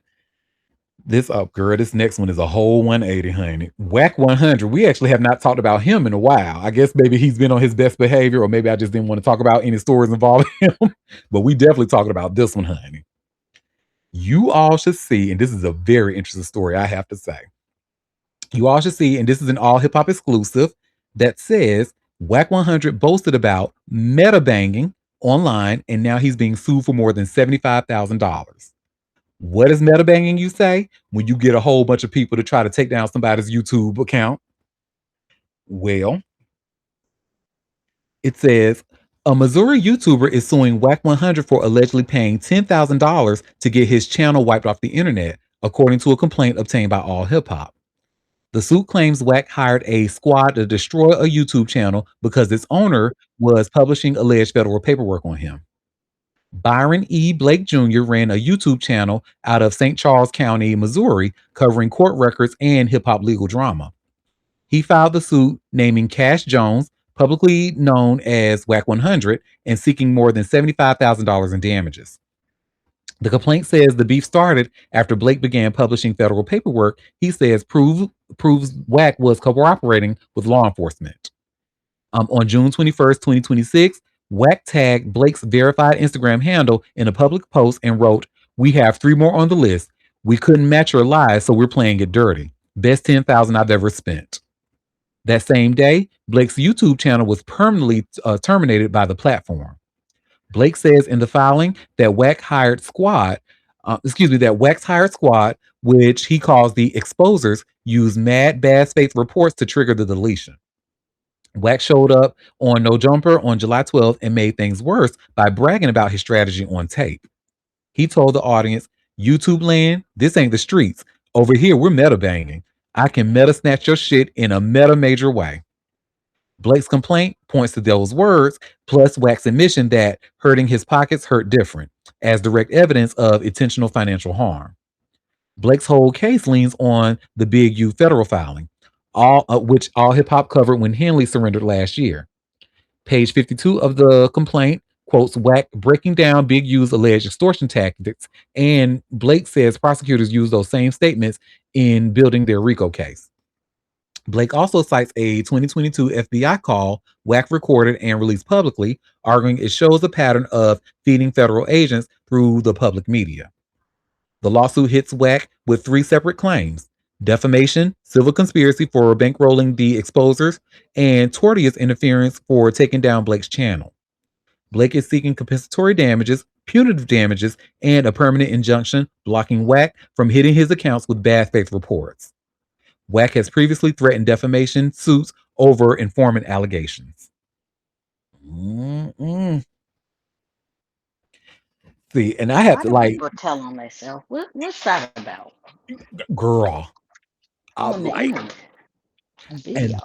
this is actually a very, very, and because it's like pretty much Blake is doing the same thing I do, pretty much. Like we don't take court documents, but we read the articles that read the court documents and stuff like that.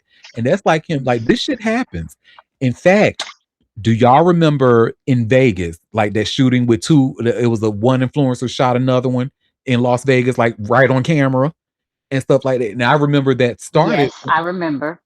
Yes, and remember how like what caused that? It was because like the one who was shot and killed, allegedly like um kept reporting the content of the shooter, which caused him to get a copyright strike like more than three times, and his YouTube channel was disabled. So you know he's fucking with the money. So, mm, child, this is like I'm truly because yes, bad faith, you know, bad faith reports do happen. Like you're sitting there saying this, like this is Right. inappropriate or misinformation and stuff like that, and you get somebody's channel taken down. I'm really But interested to see how this is gonna play out. I'm with Moon though. Why in the world would you get on the internet and run your mouth about what you did? Like you whack 100. Why would you say that? With his crazy, that is a crazy. Mm. Well, child, that's that on that. Um, Young Thug, honey, look, he done got out. He doing his thing. Let me tell y'all what his ass done did. Bought him a $5 million mansion, girl, in Florida. And you all should see, I just shared here by way of all hip hop. Young Thug drops $5 million in cash on massive Florida estate. Let's get into it, honey. Young Thug just copped a $5 million mansion in Cooper City, Florida, and it's the ultimate flex after nearly 3 years locked up on RICO charges. The 7 bedroom, 7.5 bathroom estate sits on 2 acres of prime real estate in Western Broward County, and he paid cash for the whole thing with no mortgage attached. This isn't just a real estate move, it's a statement that he's back and better than ever financially. The property spans 6,000 square feet and features all the amenities you'd expect from a luxury home at that price point. According to the real deal, the home was completed this year and was originally listed at $8 million before dropping to just under $6 million. His path to this moment was not easy. Young Thug spent roughly 2.5 years incarcerated, starting in May 2022, after being charged in Georgia's longest running criminal trial. The YSL RICO case finally ended when he pled guilty in October 2024, and the judge commuted his 5 year prison sentence to time served. He's now on 15 years of probation with a 10-year ban from Atlanta and the surrounding metro area.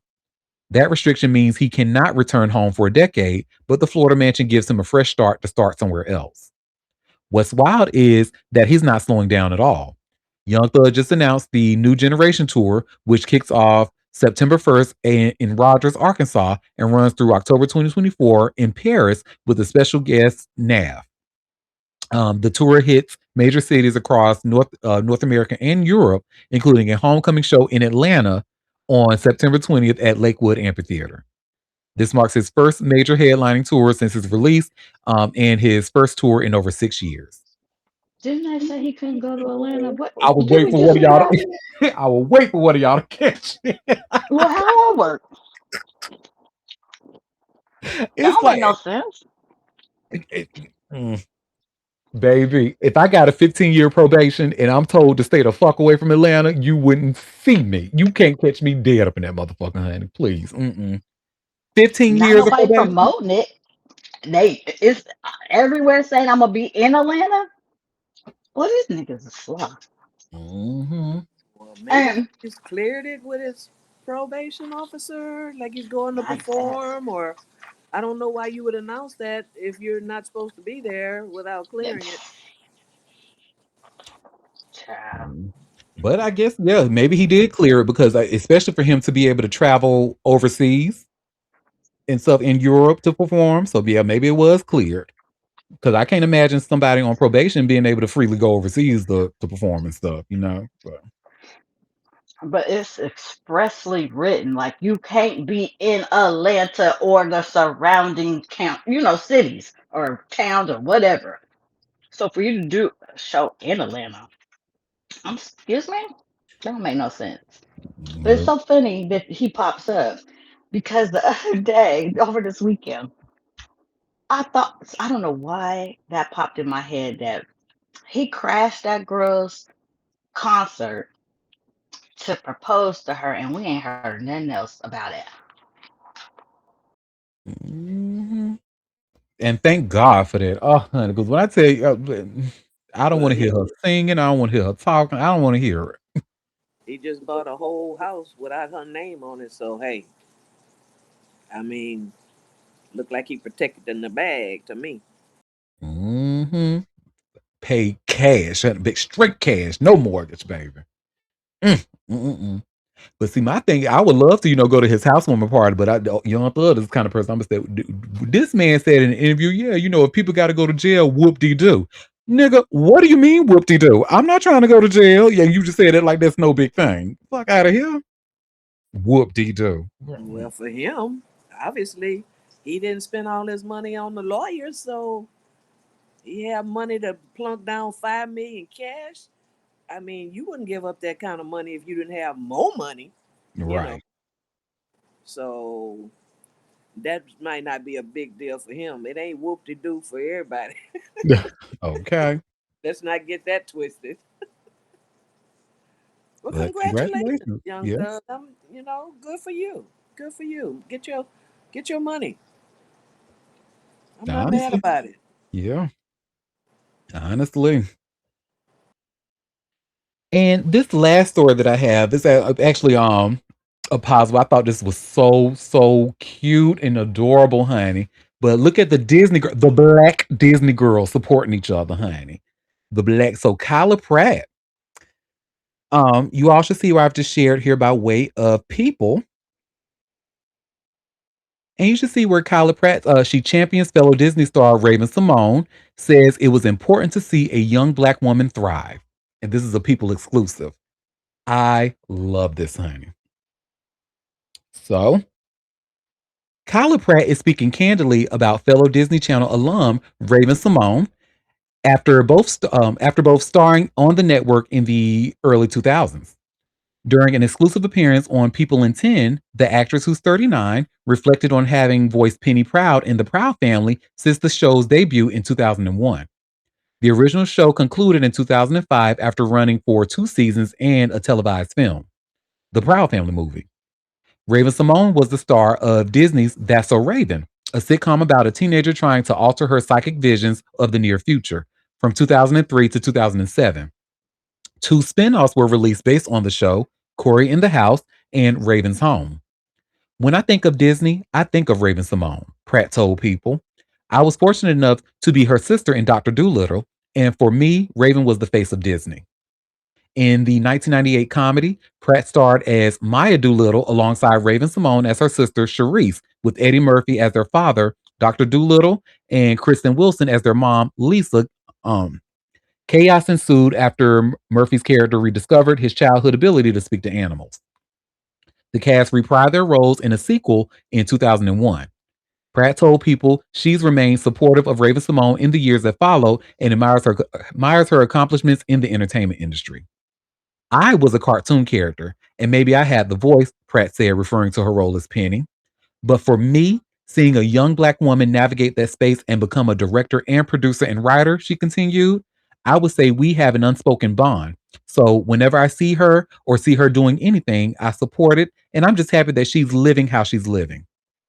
Pratt's comments came after fellow child stars Kiki Palmer and Zendaya revealed that they were also inspired by Raven Simone.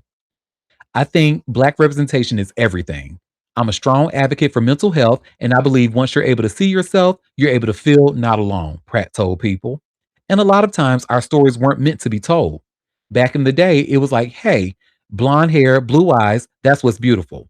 And if that's all you saw, of course you're going to compare yourself to that. But when you're able to grow up and see characters who look like you, or characters who've been through similar things, or have similar dynamics, or use the same lingo, it's enough to make you feel like, okay, I'm not alone in this world, she added. In 2020, Disney Plus announced the revival of Pratt's animated series with the Proud Family Louder and Prouder. Ahead of the fourth and final season, released on July 29th, Pratt confessed to People that she was her own biggest critic when she began playing Penny at age 14. Filming the show when I was a teenager, I didn't like my voice, Pratt exclusively revealed. I was like, how am I auditioning for a voiceover? How is this happening? And I was like, I'm going to get fired. They are not going to like this. All previous seasons of The Proud Family are available to stream on Disney Plus. Y'all, I love this. I love this. And she is absolutely right, honey. When it comes to like Disney, like to me, especially as a black millennial baby, Raven Simone is, and I am very well aware that her name is actually pronounced Raven Simone, but I'm not going to do that. We've been calling her Raven Simone since she was rapping. That's what little girls are made of. So we're gonna continue to call her Raven Simone. And she says she ain't got no problem with it, so it's cool. But yes, she is absolutely the face of Disney Channel. And not just That's So Raven, Cheetah Girls. Like to this Well, day. yeah. I mean, Raven started as like a 3-year old. She been in the game. So all of the girls that name they came after her. And she really was doing it.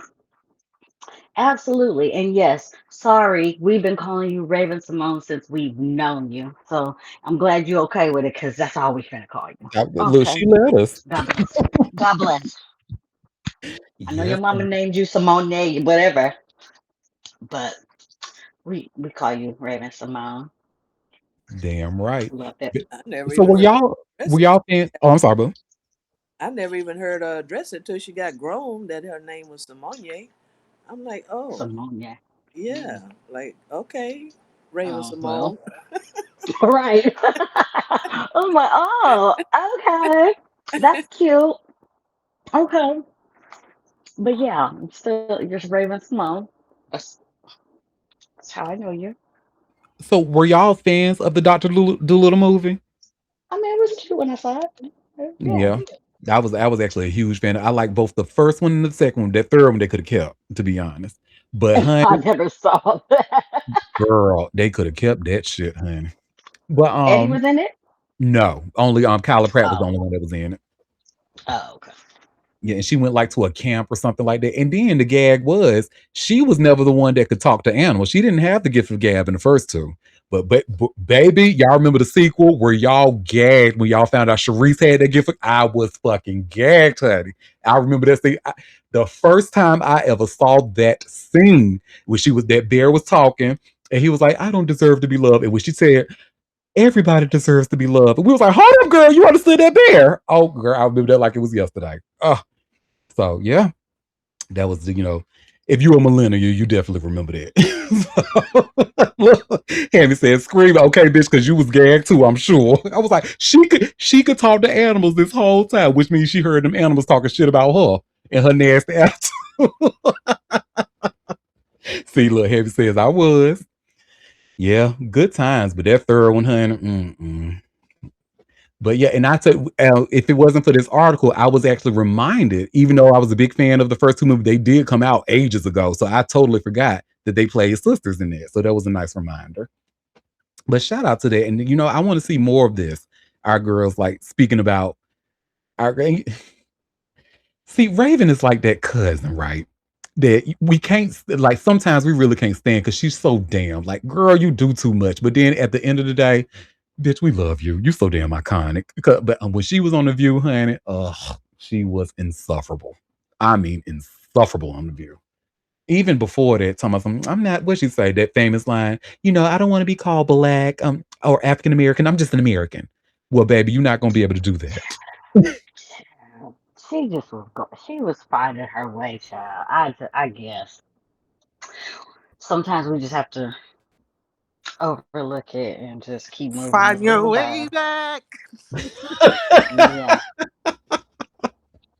but we ain't left her for dead. We The black surely folks are have. still with her. She lucky. There was a different time when she said that, so And we look she back. made Hey, it through. listen, we with her. We not with. Oh, okay. Yeah.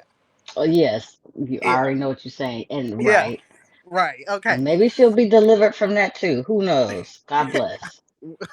Amen. Amen. Touch and agree. Yeah. And then I think probably because like she has really done the work for black faces in the Disney Channel. Like she's been that, and I think that's probably why a lot of us give her a pass. I think if I had to take a guess, but she was very problematic, honey. But I still love that Well, damn girl. and it happened in a time where it wasn't in this heightened awareness. Hmm. So I don't know if she could have said that today, and we would have been like, growl. We were like, okay, you fucking, you tripping. Like, I don't know. I don't know if anybody's that forgiving these days. But early on, folks was like, girl, be quiet. And if you happen to have been a fan of That's So Raven and you've never seen Raven's Home, I would actually highly recommend it. I was able to watch the first season in its entirety and then a little bit of the second season. Then I just kind of stopped and didn't go back. But it was really, and it's certainly for the fans of the show, and it's just really fun to see all of them grown up, especially Alana, bitch. Alana was in the show, and she's Raven's kid's principal. Oh, bitch, you know I was gagged. So, well, y'all, that was actually all the tea that I had for us today. So before we head out, I always like to ask my crew, did y'all have any tea that you wanted to share or any tea that I might have missed? I know we talked about it quite a Did bit you today. see? This is just a messy thing. Did you see Usher asked the girl to get off the stage because she was being weird? I sure did. And then I actually saw the girl comments after that. What she say? Because I was like, "Ooh, I got secondhand embarrassment for everybody involved." Ew. It was like she said that it was like oh she pretty much it was stupid because she was saying like, "Oh, I got pretty privilege, and pretty privilege can get me places that y'all can't get in." And she actually took a picture with Usher's wife and stuff. It was just like that's why I ain't even bring it up. I'm like, this is just so stupid. And to me, it Oh, looked she said that. yes, Ew. girl. Oh, we But have why did she do that? Why did she tense up and look weird? Like, what was that about? and look. That's what Hammy said. Hammy said basically she looks good and we're ugly. Yep, that's pretty much what she said. That's why he. Well, bitch, you got kicked off the stage, so fuck you. Go ahead, Libra Queen. Okay, so reporting from Phil Lewis, Whoopi Goldberg, Jennifer motherfucking Lewis, Vanessa Williams, and Vivica A. Fox are set to premiere or set to star in Netflix comedy Women Like Us. And you know what? Shout out to Black motherfucking Hollywood because I will be watching. I Yes. don't even give a fuck what it's about, baby. I'm going to be seated. Do you hear me? Seated. Hello with Jennifer motherfucking Lewis. All That these names, honey. Every last woman I love, honey. Let me get the hold on, let me show the right slide. There we go. Y'all should see it. And I was able to find that deadline article. Thank you, Libra Queen. And let me see if it says so it says it's about a recently widowed woman. She's dragged to the Hamptons by her lifelong best friends and sister on what should have been her 30th anniversary. The weekend turns into a reckoning with grief, with marriage, with sisterhood that's carried them through the years, and with the realization that dreams don't have an expiration date. Tasha Smith is directing it. Ah, oh my Look here. god. Look at all this queening that's happening right here. Look here. The story could be dumb as hell. I'm still watching it. It What could be what's a cult classic. what's his name? Zachary Campbell. Zach Campbell. That what he say that famous line. He said, "Black women, mm, mm, mm, mm, black women, baby. I fucking love this. Oh my I god. love me some Vanessa. I love me some. I love all of them. Even Whoopi. Sometimes she be doing some silly shit too. But even Whoopi and Vivica, I love the comeback that Vivica has been doing. God bless. Love that for her. Vivica, honey, she single handedly had me watching Lifetime for like at least a good maybe 2 years straight with her wrong series movies. I'm telling you, honey, anytime the wrong boyfriend, the wrong teacher, the wrong this, the wrong car, shit, the wrong damn sandwich, honey. I was watching that shit, honey. There was some good ass movies on Lifetime. Gosh, thank you, Luca. This has got me excited, girl. I'm so excited. Oh my god! And hold Tasha on, Smith, hold on. Black women. thank you, bro. Exactly. Black women. I um, love, is this streaming or this is gonna be in the theaters? What's I happening? think streaming Netflix. Oh, it's a Netflix. Okay, good. I can watch that right at the house. Hmm. Or Netflix be spending that money, don't they? Hmm. That's because they be taking the money. They better be goddamn spending it on some goddamn content. The fuck? Girl, I was not ready. Well, points are made. Listen, They be over here upping the price, bitch. I better be getting quality motherfucking content. Now, mind you, I don't pay full price because shout out to having who them people? T-Mobile. T-Mobile? Yeah, same. Somebody pay for it, but I pay T-Mobile, and they get it from T-Mobile. But other people be like, "Yeah, I pay X amount of dollars on Netflix every month. I'm the only one paying for it." Bitch, y'all better be providing fucking content, quality content. Yeah, I didn't like that they upped that price. I was like, okay, y'all finna increase my phone bill. Damn it, down. Quit trying to raise the price. Everybody Hello, raising prices. and God they over damn. there stealing people data. They basically they Everybody's do. stealing data, child. I mean, I don't even know why they say it's stealing data. They got our data. Mhm. Got all our information. It ain't stolen no more. They just got it. So yeah, they better be providing quality content. Quit fucking play with us. And stay away from podcasts. Do what you know best, which is movies and original shows and movies, honey. Y'all, they look, it's what they spend them 3 million some odd dollars on podcasts and only for it to be I said from the beginning, honey. I wish they would have had me in that boardroom. I would have said, y'all, based on what I've been seeing and based on how audiences respond to podcasts, it will not be a good play. Wouldn't be a good idea to host them on Netflix. Nobody's going to Netflix to watch pod or listen to podcasts. They're going there for shows and movies. They didn't even want to go on Netflix to play games. Like 1 plus 1 is 2, but hey, that's why these people getting paid these top millions and some odd dollars to make these badass decisions, honey, and losing all They these do it all members. the time. All the time.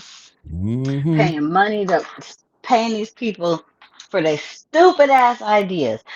Y'all stop asking white men. Get some diversity, equity, inclusion in this, and y'all have some good ideas coming forth from the peoples. Y'all keep listening to these stale ass white men. Y'all keep losing our money. Hmm. Oh, thank you, Libra Queen girl. You just got me excited with that news, girl.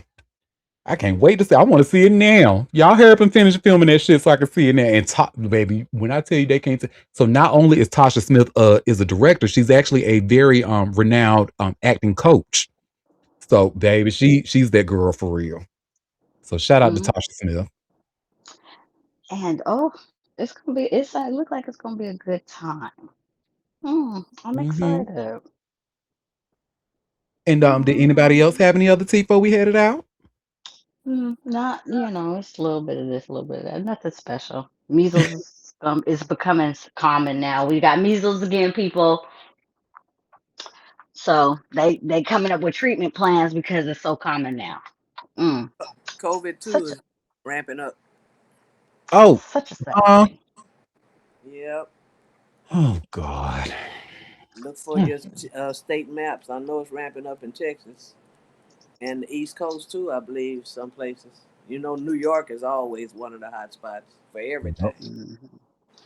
Look, get y'all children vaccinated. Quit listening to these dumbass white folks and these parking lot strip mall ass motherfuckers niggas that be telling y'all to not get vaccinated. Get your children vaccinated. If you don't, you're doing them a disservice. Listen, I'm And you're I'm doing the of the mind. community a disservice. Exactly. And I'm sorry, but and maybe this might sound very extreme of me, but I'm of the mind that maybe some of those people need to like be prosecuted in some way because that is a threat, like to not only your health but to people around you. And you want to sit here and then like Mm-mm. if you have no reason to not take that vaccine though, but you still want to get, and then that was my problem. Y'all remember the fake vaccine cards that people kept getting. Oh God. Okay, my whole argument was if you want to be an anti-vaxxer, do that, but keep your fucking ass at home. No, you wanted your Homeschool your children. non-vaccinated ass to go get to be granted access into spaces you had no business being in, and affecting everybody. No, lock them up, lock them And up. and vaccine rates continue to decline. I need y'all to stop being dumb. I need y'all to stop being dumb. I need it. I need it. I need y'all to stop being dumb. I know Trump is president and he has made mediocrity and stupidity uh, uh I don't know. I don't know, but y'all stop being stupid. Don't listen to these folks. Get your children vaccinated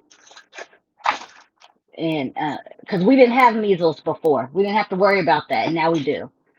Come on now, be fucking for real. Be One real. plus one equals two. And y'all need to Everything is listen to her. not a This is the parent. conspiracy theory. Just because you don't know how it works does not mean it's a conspiracy theory. It's a conspiracy. And no, no one is targeting your random ass. Nobody knows you. No, they're not coming for you directly. No. I remember, honey, somebody got mad at me because they was like, what they say, oh yeah, I'm gonna just do some research on the vaccine and stuff like that. I was like, what research you gonna do that scientists haven't already done? You think you're smarter than the scientists? Baby, you look, look, you said a whole a whole word right. How you know? The research what? What One plus what access they to information you think you got? eradicated measles from decades ago, baby. That Mhm. it works. No, we didn't get you, bitch. Matter of fact, you got the measles shot. So clearly it worked. You fine, ain't well, you are fine, but you not smart. I'm just saying. I'm Listen, just saying. measles is making a comeback, and look, keep fucking around with RFK Jr., honey. Polio gonna be making a comeback. And if y'all think I'm being facetious when I say that, I'm not. Because remember, polio was eradicated due to vaccinations. They don't know how to properly use homophones, but can understand scientific data. Right. Well, we have a comment. USDA, FDA, CDC, all messed up. Thanks to Every day. the administration. Eggs. It's eggs. There's eggs today. Every day now we is something that is tainted because they don't want to they got rid of the regulations and the people stopped doing the regulations. I just don't understand why not. Clearly you need to be checked. This stuff needs to be checked before it comes out to the public. Girl. Boy, y'all gonna stop leaning into stupidity. We're gonna all be extinct because y'all stupid. Ooh. Also, nuptials announcement. Taylor Lipley. That's how you say his name, right? Oh, Miracle. oh, Tyler yeah. Miracle finally Nestle. got him. Miracle finally got him down that aisle. Mm. Mm, okay, girl. God I bless don't know everybody. why. Look, look. I hope he. I don't. I ain't heard no stories. I hope he's. He only messing with her. No, he's not. And I, Okay. yeah, we've Well, heard. Yeah, them stories are because and honey, you need to keep in mind you lose them how you get them. well, facts. And what did we say about community dick? Right, keep it in the community. Don't make it wife you. Cause The fuck I it do mean, what it. granted, he's as fine as fuck. I can't even. Oh, that is a nice looking motherfucker. Okay, and I don't even like light skinned dudes like that. He But got when I knock say he's knees. fine, don't say that. Don't say that. He Don't do. say that. Now I'm gonna Watch, be on watch, every watch picture the looking. video. Watch the video. Hold on, I'm gonna send it to the. Let me see if I can find it so I can send it. No, don't say He has, that. Don't. he has knock knees. No. You can Now I kind of just see it saw a little Mace bit in got this knock photo. knees. I just saw. Did y'all see where I put that in there? Mace got knock knees. He sure Yes. does, man, and a beer gut. I was like, oh, nice. Oh, Oh, I nice. was like, that is not. You look like Humpty Dumpty. Mhm. But let me tell you, I remember when that video came out of them in the club, and he was there. Ooh, good. I said, mm, I can. I have a real good visual of what it looked like in the room. Okay. Ooh, Libra Queen, is this the video you were referring? Let me see. No, I sent it to our group on Instagram. It was him by himself. Oh, okay. He was walking down the aisle to fucking. I think he was walking down to Future. I think he was, Future. and that. Listen. Future.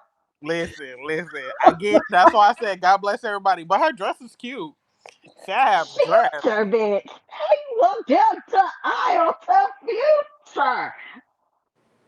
But anyway, it's in the group chat. Yeah. Something.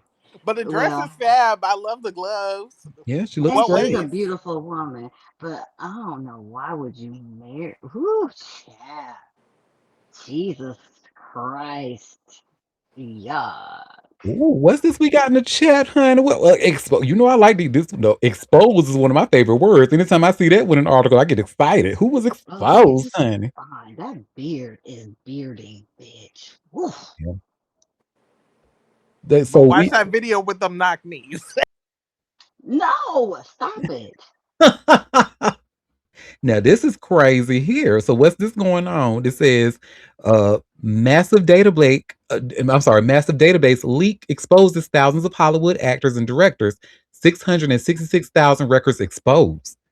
Oh. Damn. Oh girl, let me have Copilot do a quick summary of this page and see Look what it here. says. All our information is on the dark. Every last one. If you have done anything on the interwebs at any particular decade, your shit's on the internet. Okay, and the summary says a cybersecurity researcher discovered 666,369 unencrypted, publicly accessible records tied to major Hollywood actors, directors, and industry figures on an open server with no password or encryption. So, what was exposed? It says email addresses, phone numbers, IP addresses, passwords, many personal email accounts rather than corporate ones, operational data like schedules and press materials, names tied to celebrities including Robert De Niro, Morgan Freeman, Rami Malek, Hilary Duff, Neil Patrick Harris, Ron Howard, Guillermo del Toro. Um, it says why this matters. Leaked celebrity contact data fuels a thriving black market and has led to real world harm. Impersonation fraud losses jumped from 55 million in 2020 to 445 million in 2024. A woman lost $850,000 to an AI generated Brad Pitt scam. And historical cases like the 1989 murder of Rebecca Schaefer shows how dangerous exposed contact can be. Yeah. Um, and this fits a long running trend. Entertainment organizations repeatedly mishandle high value personal data. Past incidents include the Sony Pictures hack that had 47,000 people and the iCloud breach affecting Jennifer Lawrence. FTC calls impersonation fraud one of the fastest growing forms of consumer fraud. Mm. And says the core issue forgotten backup files are a major weak point in cybersecurity, often left unencrypted, unmonitored, and exposed. That's what they get for not hiring Happy. Because Happy would have had that shit tight. Honey. Tight is like just as tight as my man says I am. Let me stop. Let me stop. Oh, we have a comment because Hollywood is so cheap and lazy. So their Tribeca festival suffered the data leak. They don't take professional tech seriously. They probably just use Google Sheets and Airtable.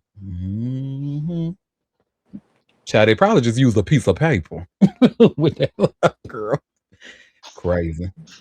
Okay, I'm back on after I did some watching. I feel like the video is inconclusive, and I would need to see him in shorts to confirm.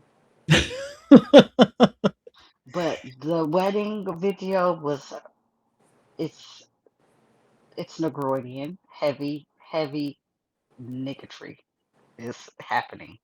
Yuck. And she Mhm. and he finna have a baby on her in like the next 6 months. Wake it up. Cause the way that was ghetto, and I still out here doing my thing. Yikes! Yikes! Yes, indeed, honey. Girl, well, look, she know what she married. Yee. I wouldn't want that. I mean, he a little fun boy. Yes, let me have a good time, okay? But to marry that, mm-mm. He going down the aisle on Future and taking shots, bitch. I don't know. Mm. I need to see some shorts though. I'm gonna do some deep diving on the internets to see if there's any shorts activity to confirm that he is knock kneed, because that would be tragic and that would definitely drop his stock substantially. Yuck.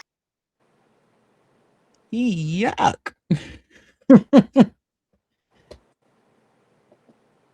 Well, thank. Oh, these some good updates. Well, now of course I want to ask anybody have any more or anything that they just saw.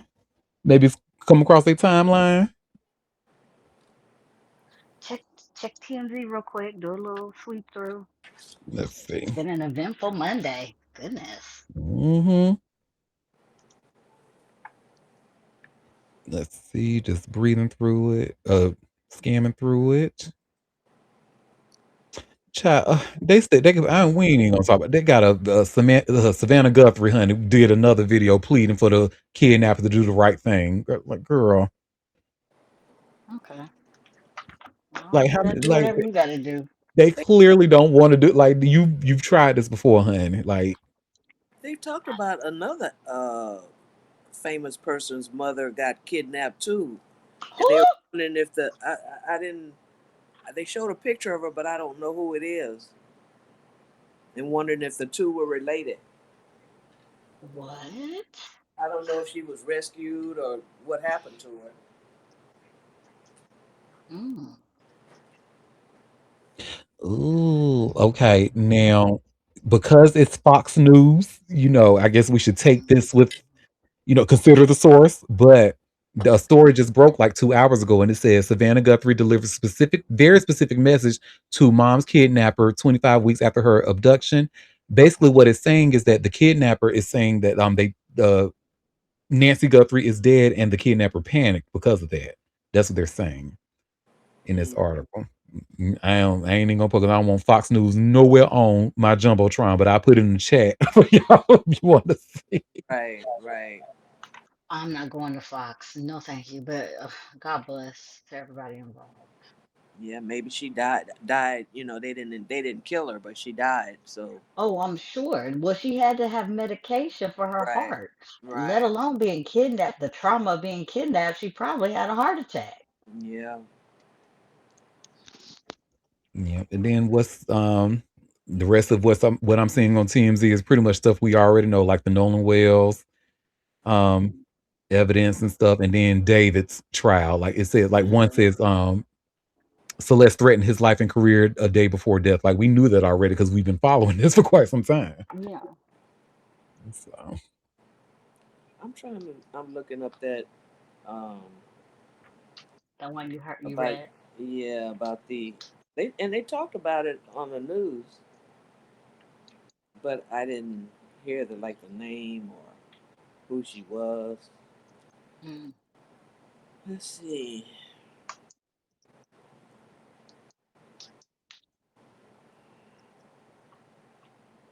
I hope not. I hope that's not. Ugh, this would be terrible. All I'm seeing is about Nancy. I tried to search too to see if I can find anything. Let me tell you. Somebody has kidnapped my mom. I'm turning this city upside down. I'm turning it to what's that man's name that was always looking for his daughter? John Wick, honey. No, not John Wick.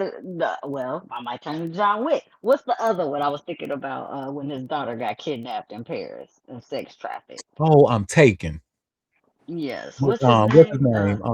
Jason No, not Statham. Jason. No, not Jason Statham. He's an older guy. Oh, what is his Yeah, he name? been in a few Taken movies. Oh, Oh, ain't that Liam Liam Neeson in this? Lee, Neeson. Yeah, Yeah, the Neeson. racist. Yeah, Liam. Liam Neeson. Yes, which he kicked Peter's ass in fucking um Family Guy. Yes, honey, the racist, honey, the one who wanted to go out and kill a nigga, honey. Hmm. Who? Liam Neeson, that's what he said. When? Girl, when was this? Some years ago. Because basically, Yes. How you didn't know about that? I did not know about that. yeah, Now how honey. you? Yeah. He feels Now you some don't way. be knowing that, and then all of a sudden now you know this one. I ain't never heard this. Well, I watch Liam Neeson's movies. Like I watch them faithfully, and so when Yeah. I heard that, I was like, "Oh, I'm conflicted right now because what the fuck you mean?"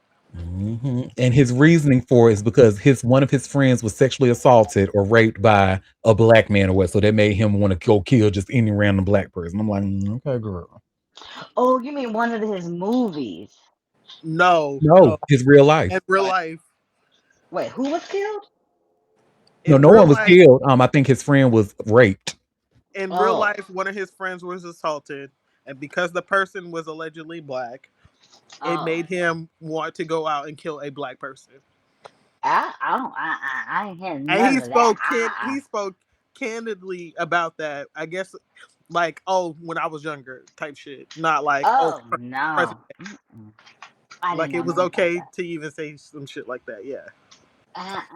And then So you got respect. Uh. people like Childish Gambino or Donald Glover, whatever you want to call himself, giving him space because you remember he had him on what was it, season 2 or was it season 3 of Atlanta talking about that shit. I'm like, boy, what is you doing? What you mean talking about it? What you mean? Yeah. What? There was an episode on Atlanta about people like famous people getting canceled, and Liam Neeson was in there talking about that incident. Mm-mm. No, And then thank you. I listen, did. never Okay, so seen I an didn't watch episode of Atlanta, Atlanta. so I wouldn't even know. I didn't know. Yeah. Never seen an episode of Atlanta and never will watch an episode of Atlanta. Well, now that you said that, I definitely won't watch it. Now I won't give Atlanta too much because that first season was good as hell. Then it just started That's what I getting heard. weird. Oh, you know what? That's terrible. I did not. I just learned something new randomly off the. But you know who I never did that? Julia Roberts. Okay, okay, and she will never because she's Shut up. iconic. Where and I don't want to hear nothing, Hammy. Look, bitch, you'll get jumped over Julia Roberts in this room, bitch. We already said something about Julia already today because I knew it was coming when we talked about Emma. I already knew it was gonna happen. Yes, honey. Well, y'all, I want to take the time to thank you all for taking time out of your busy day to come and sip tea with me. We will be back tomorrow at 12:30 p.m. Eastern Standard Time for another live show if you can make it.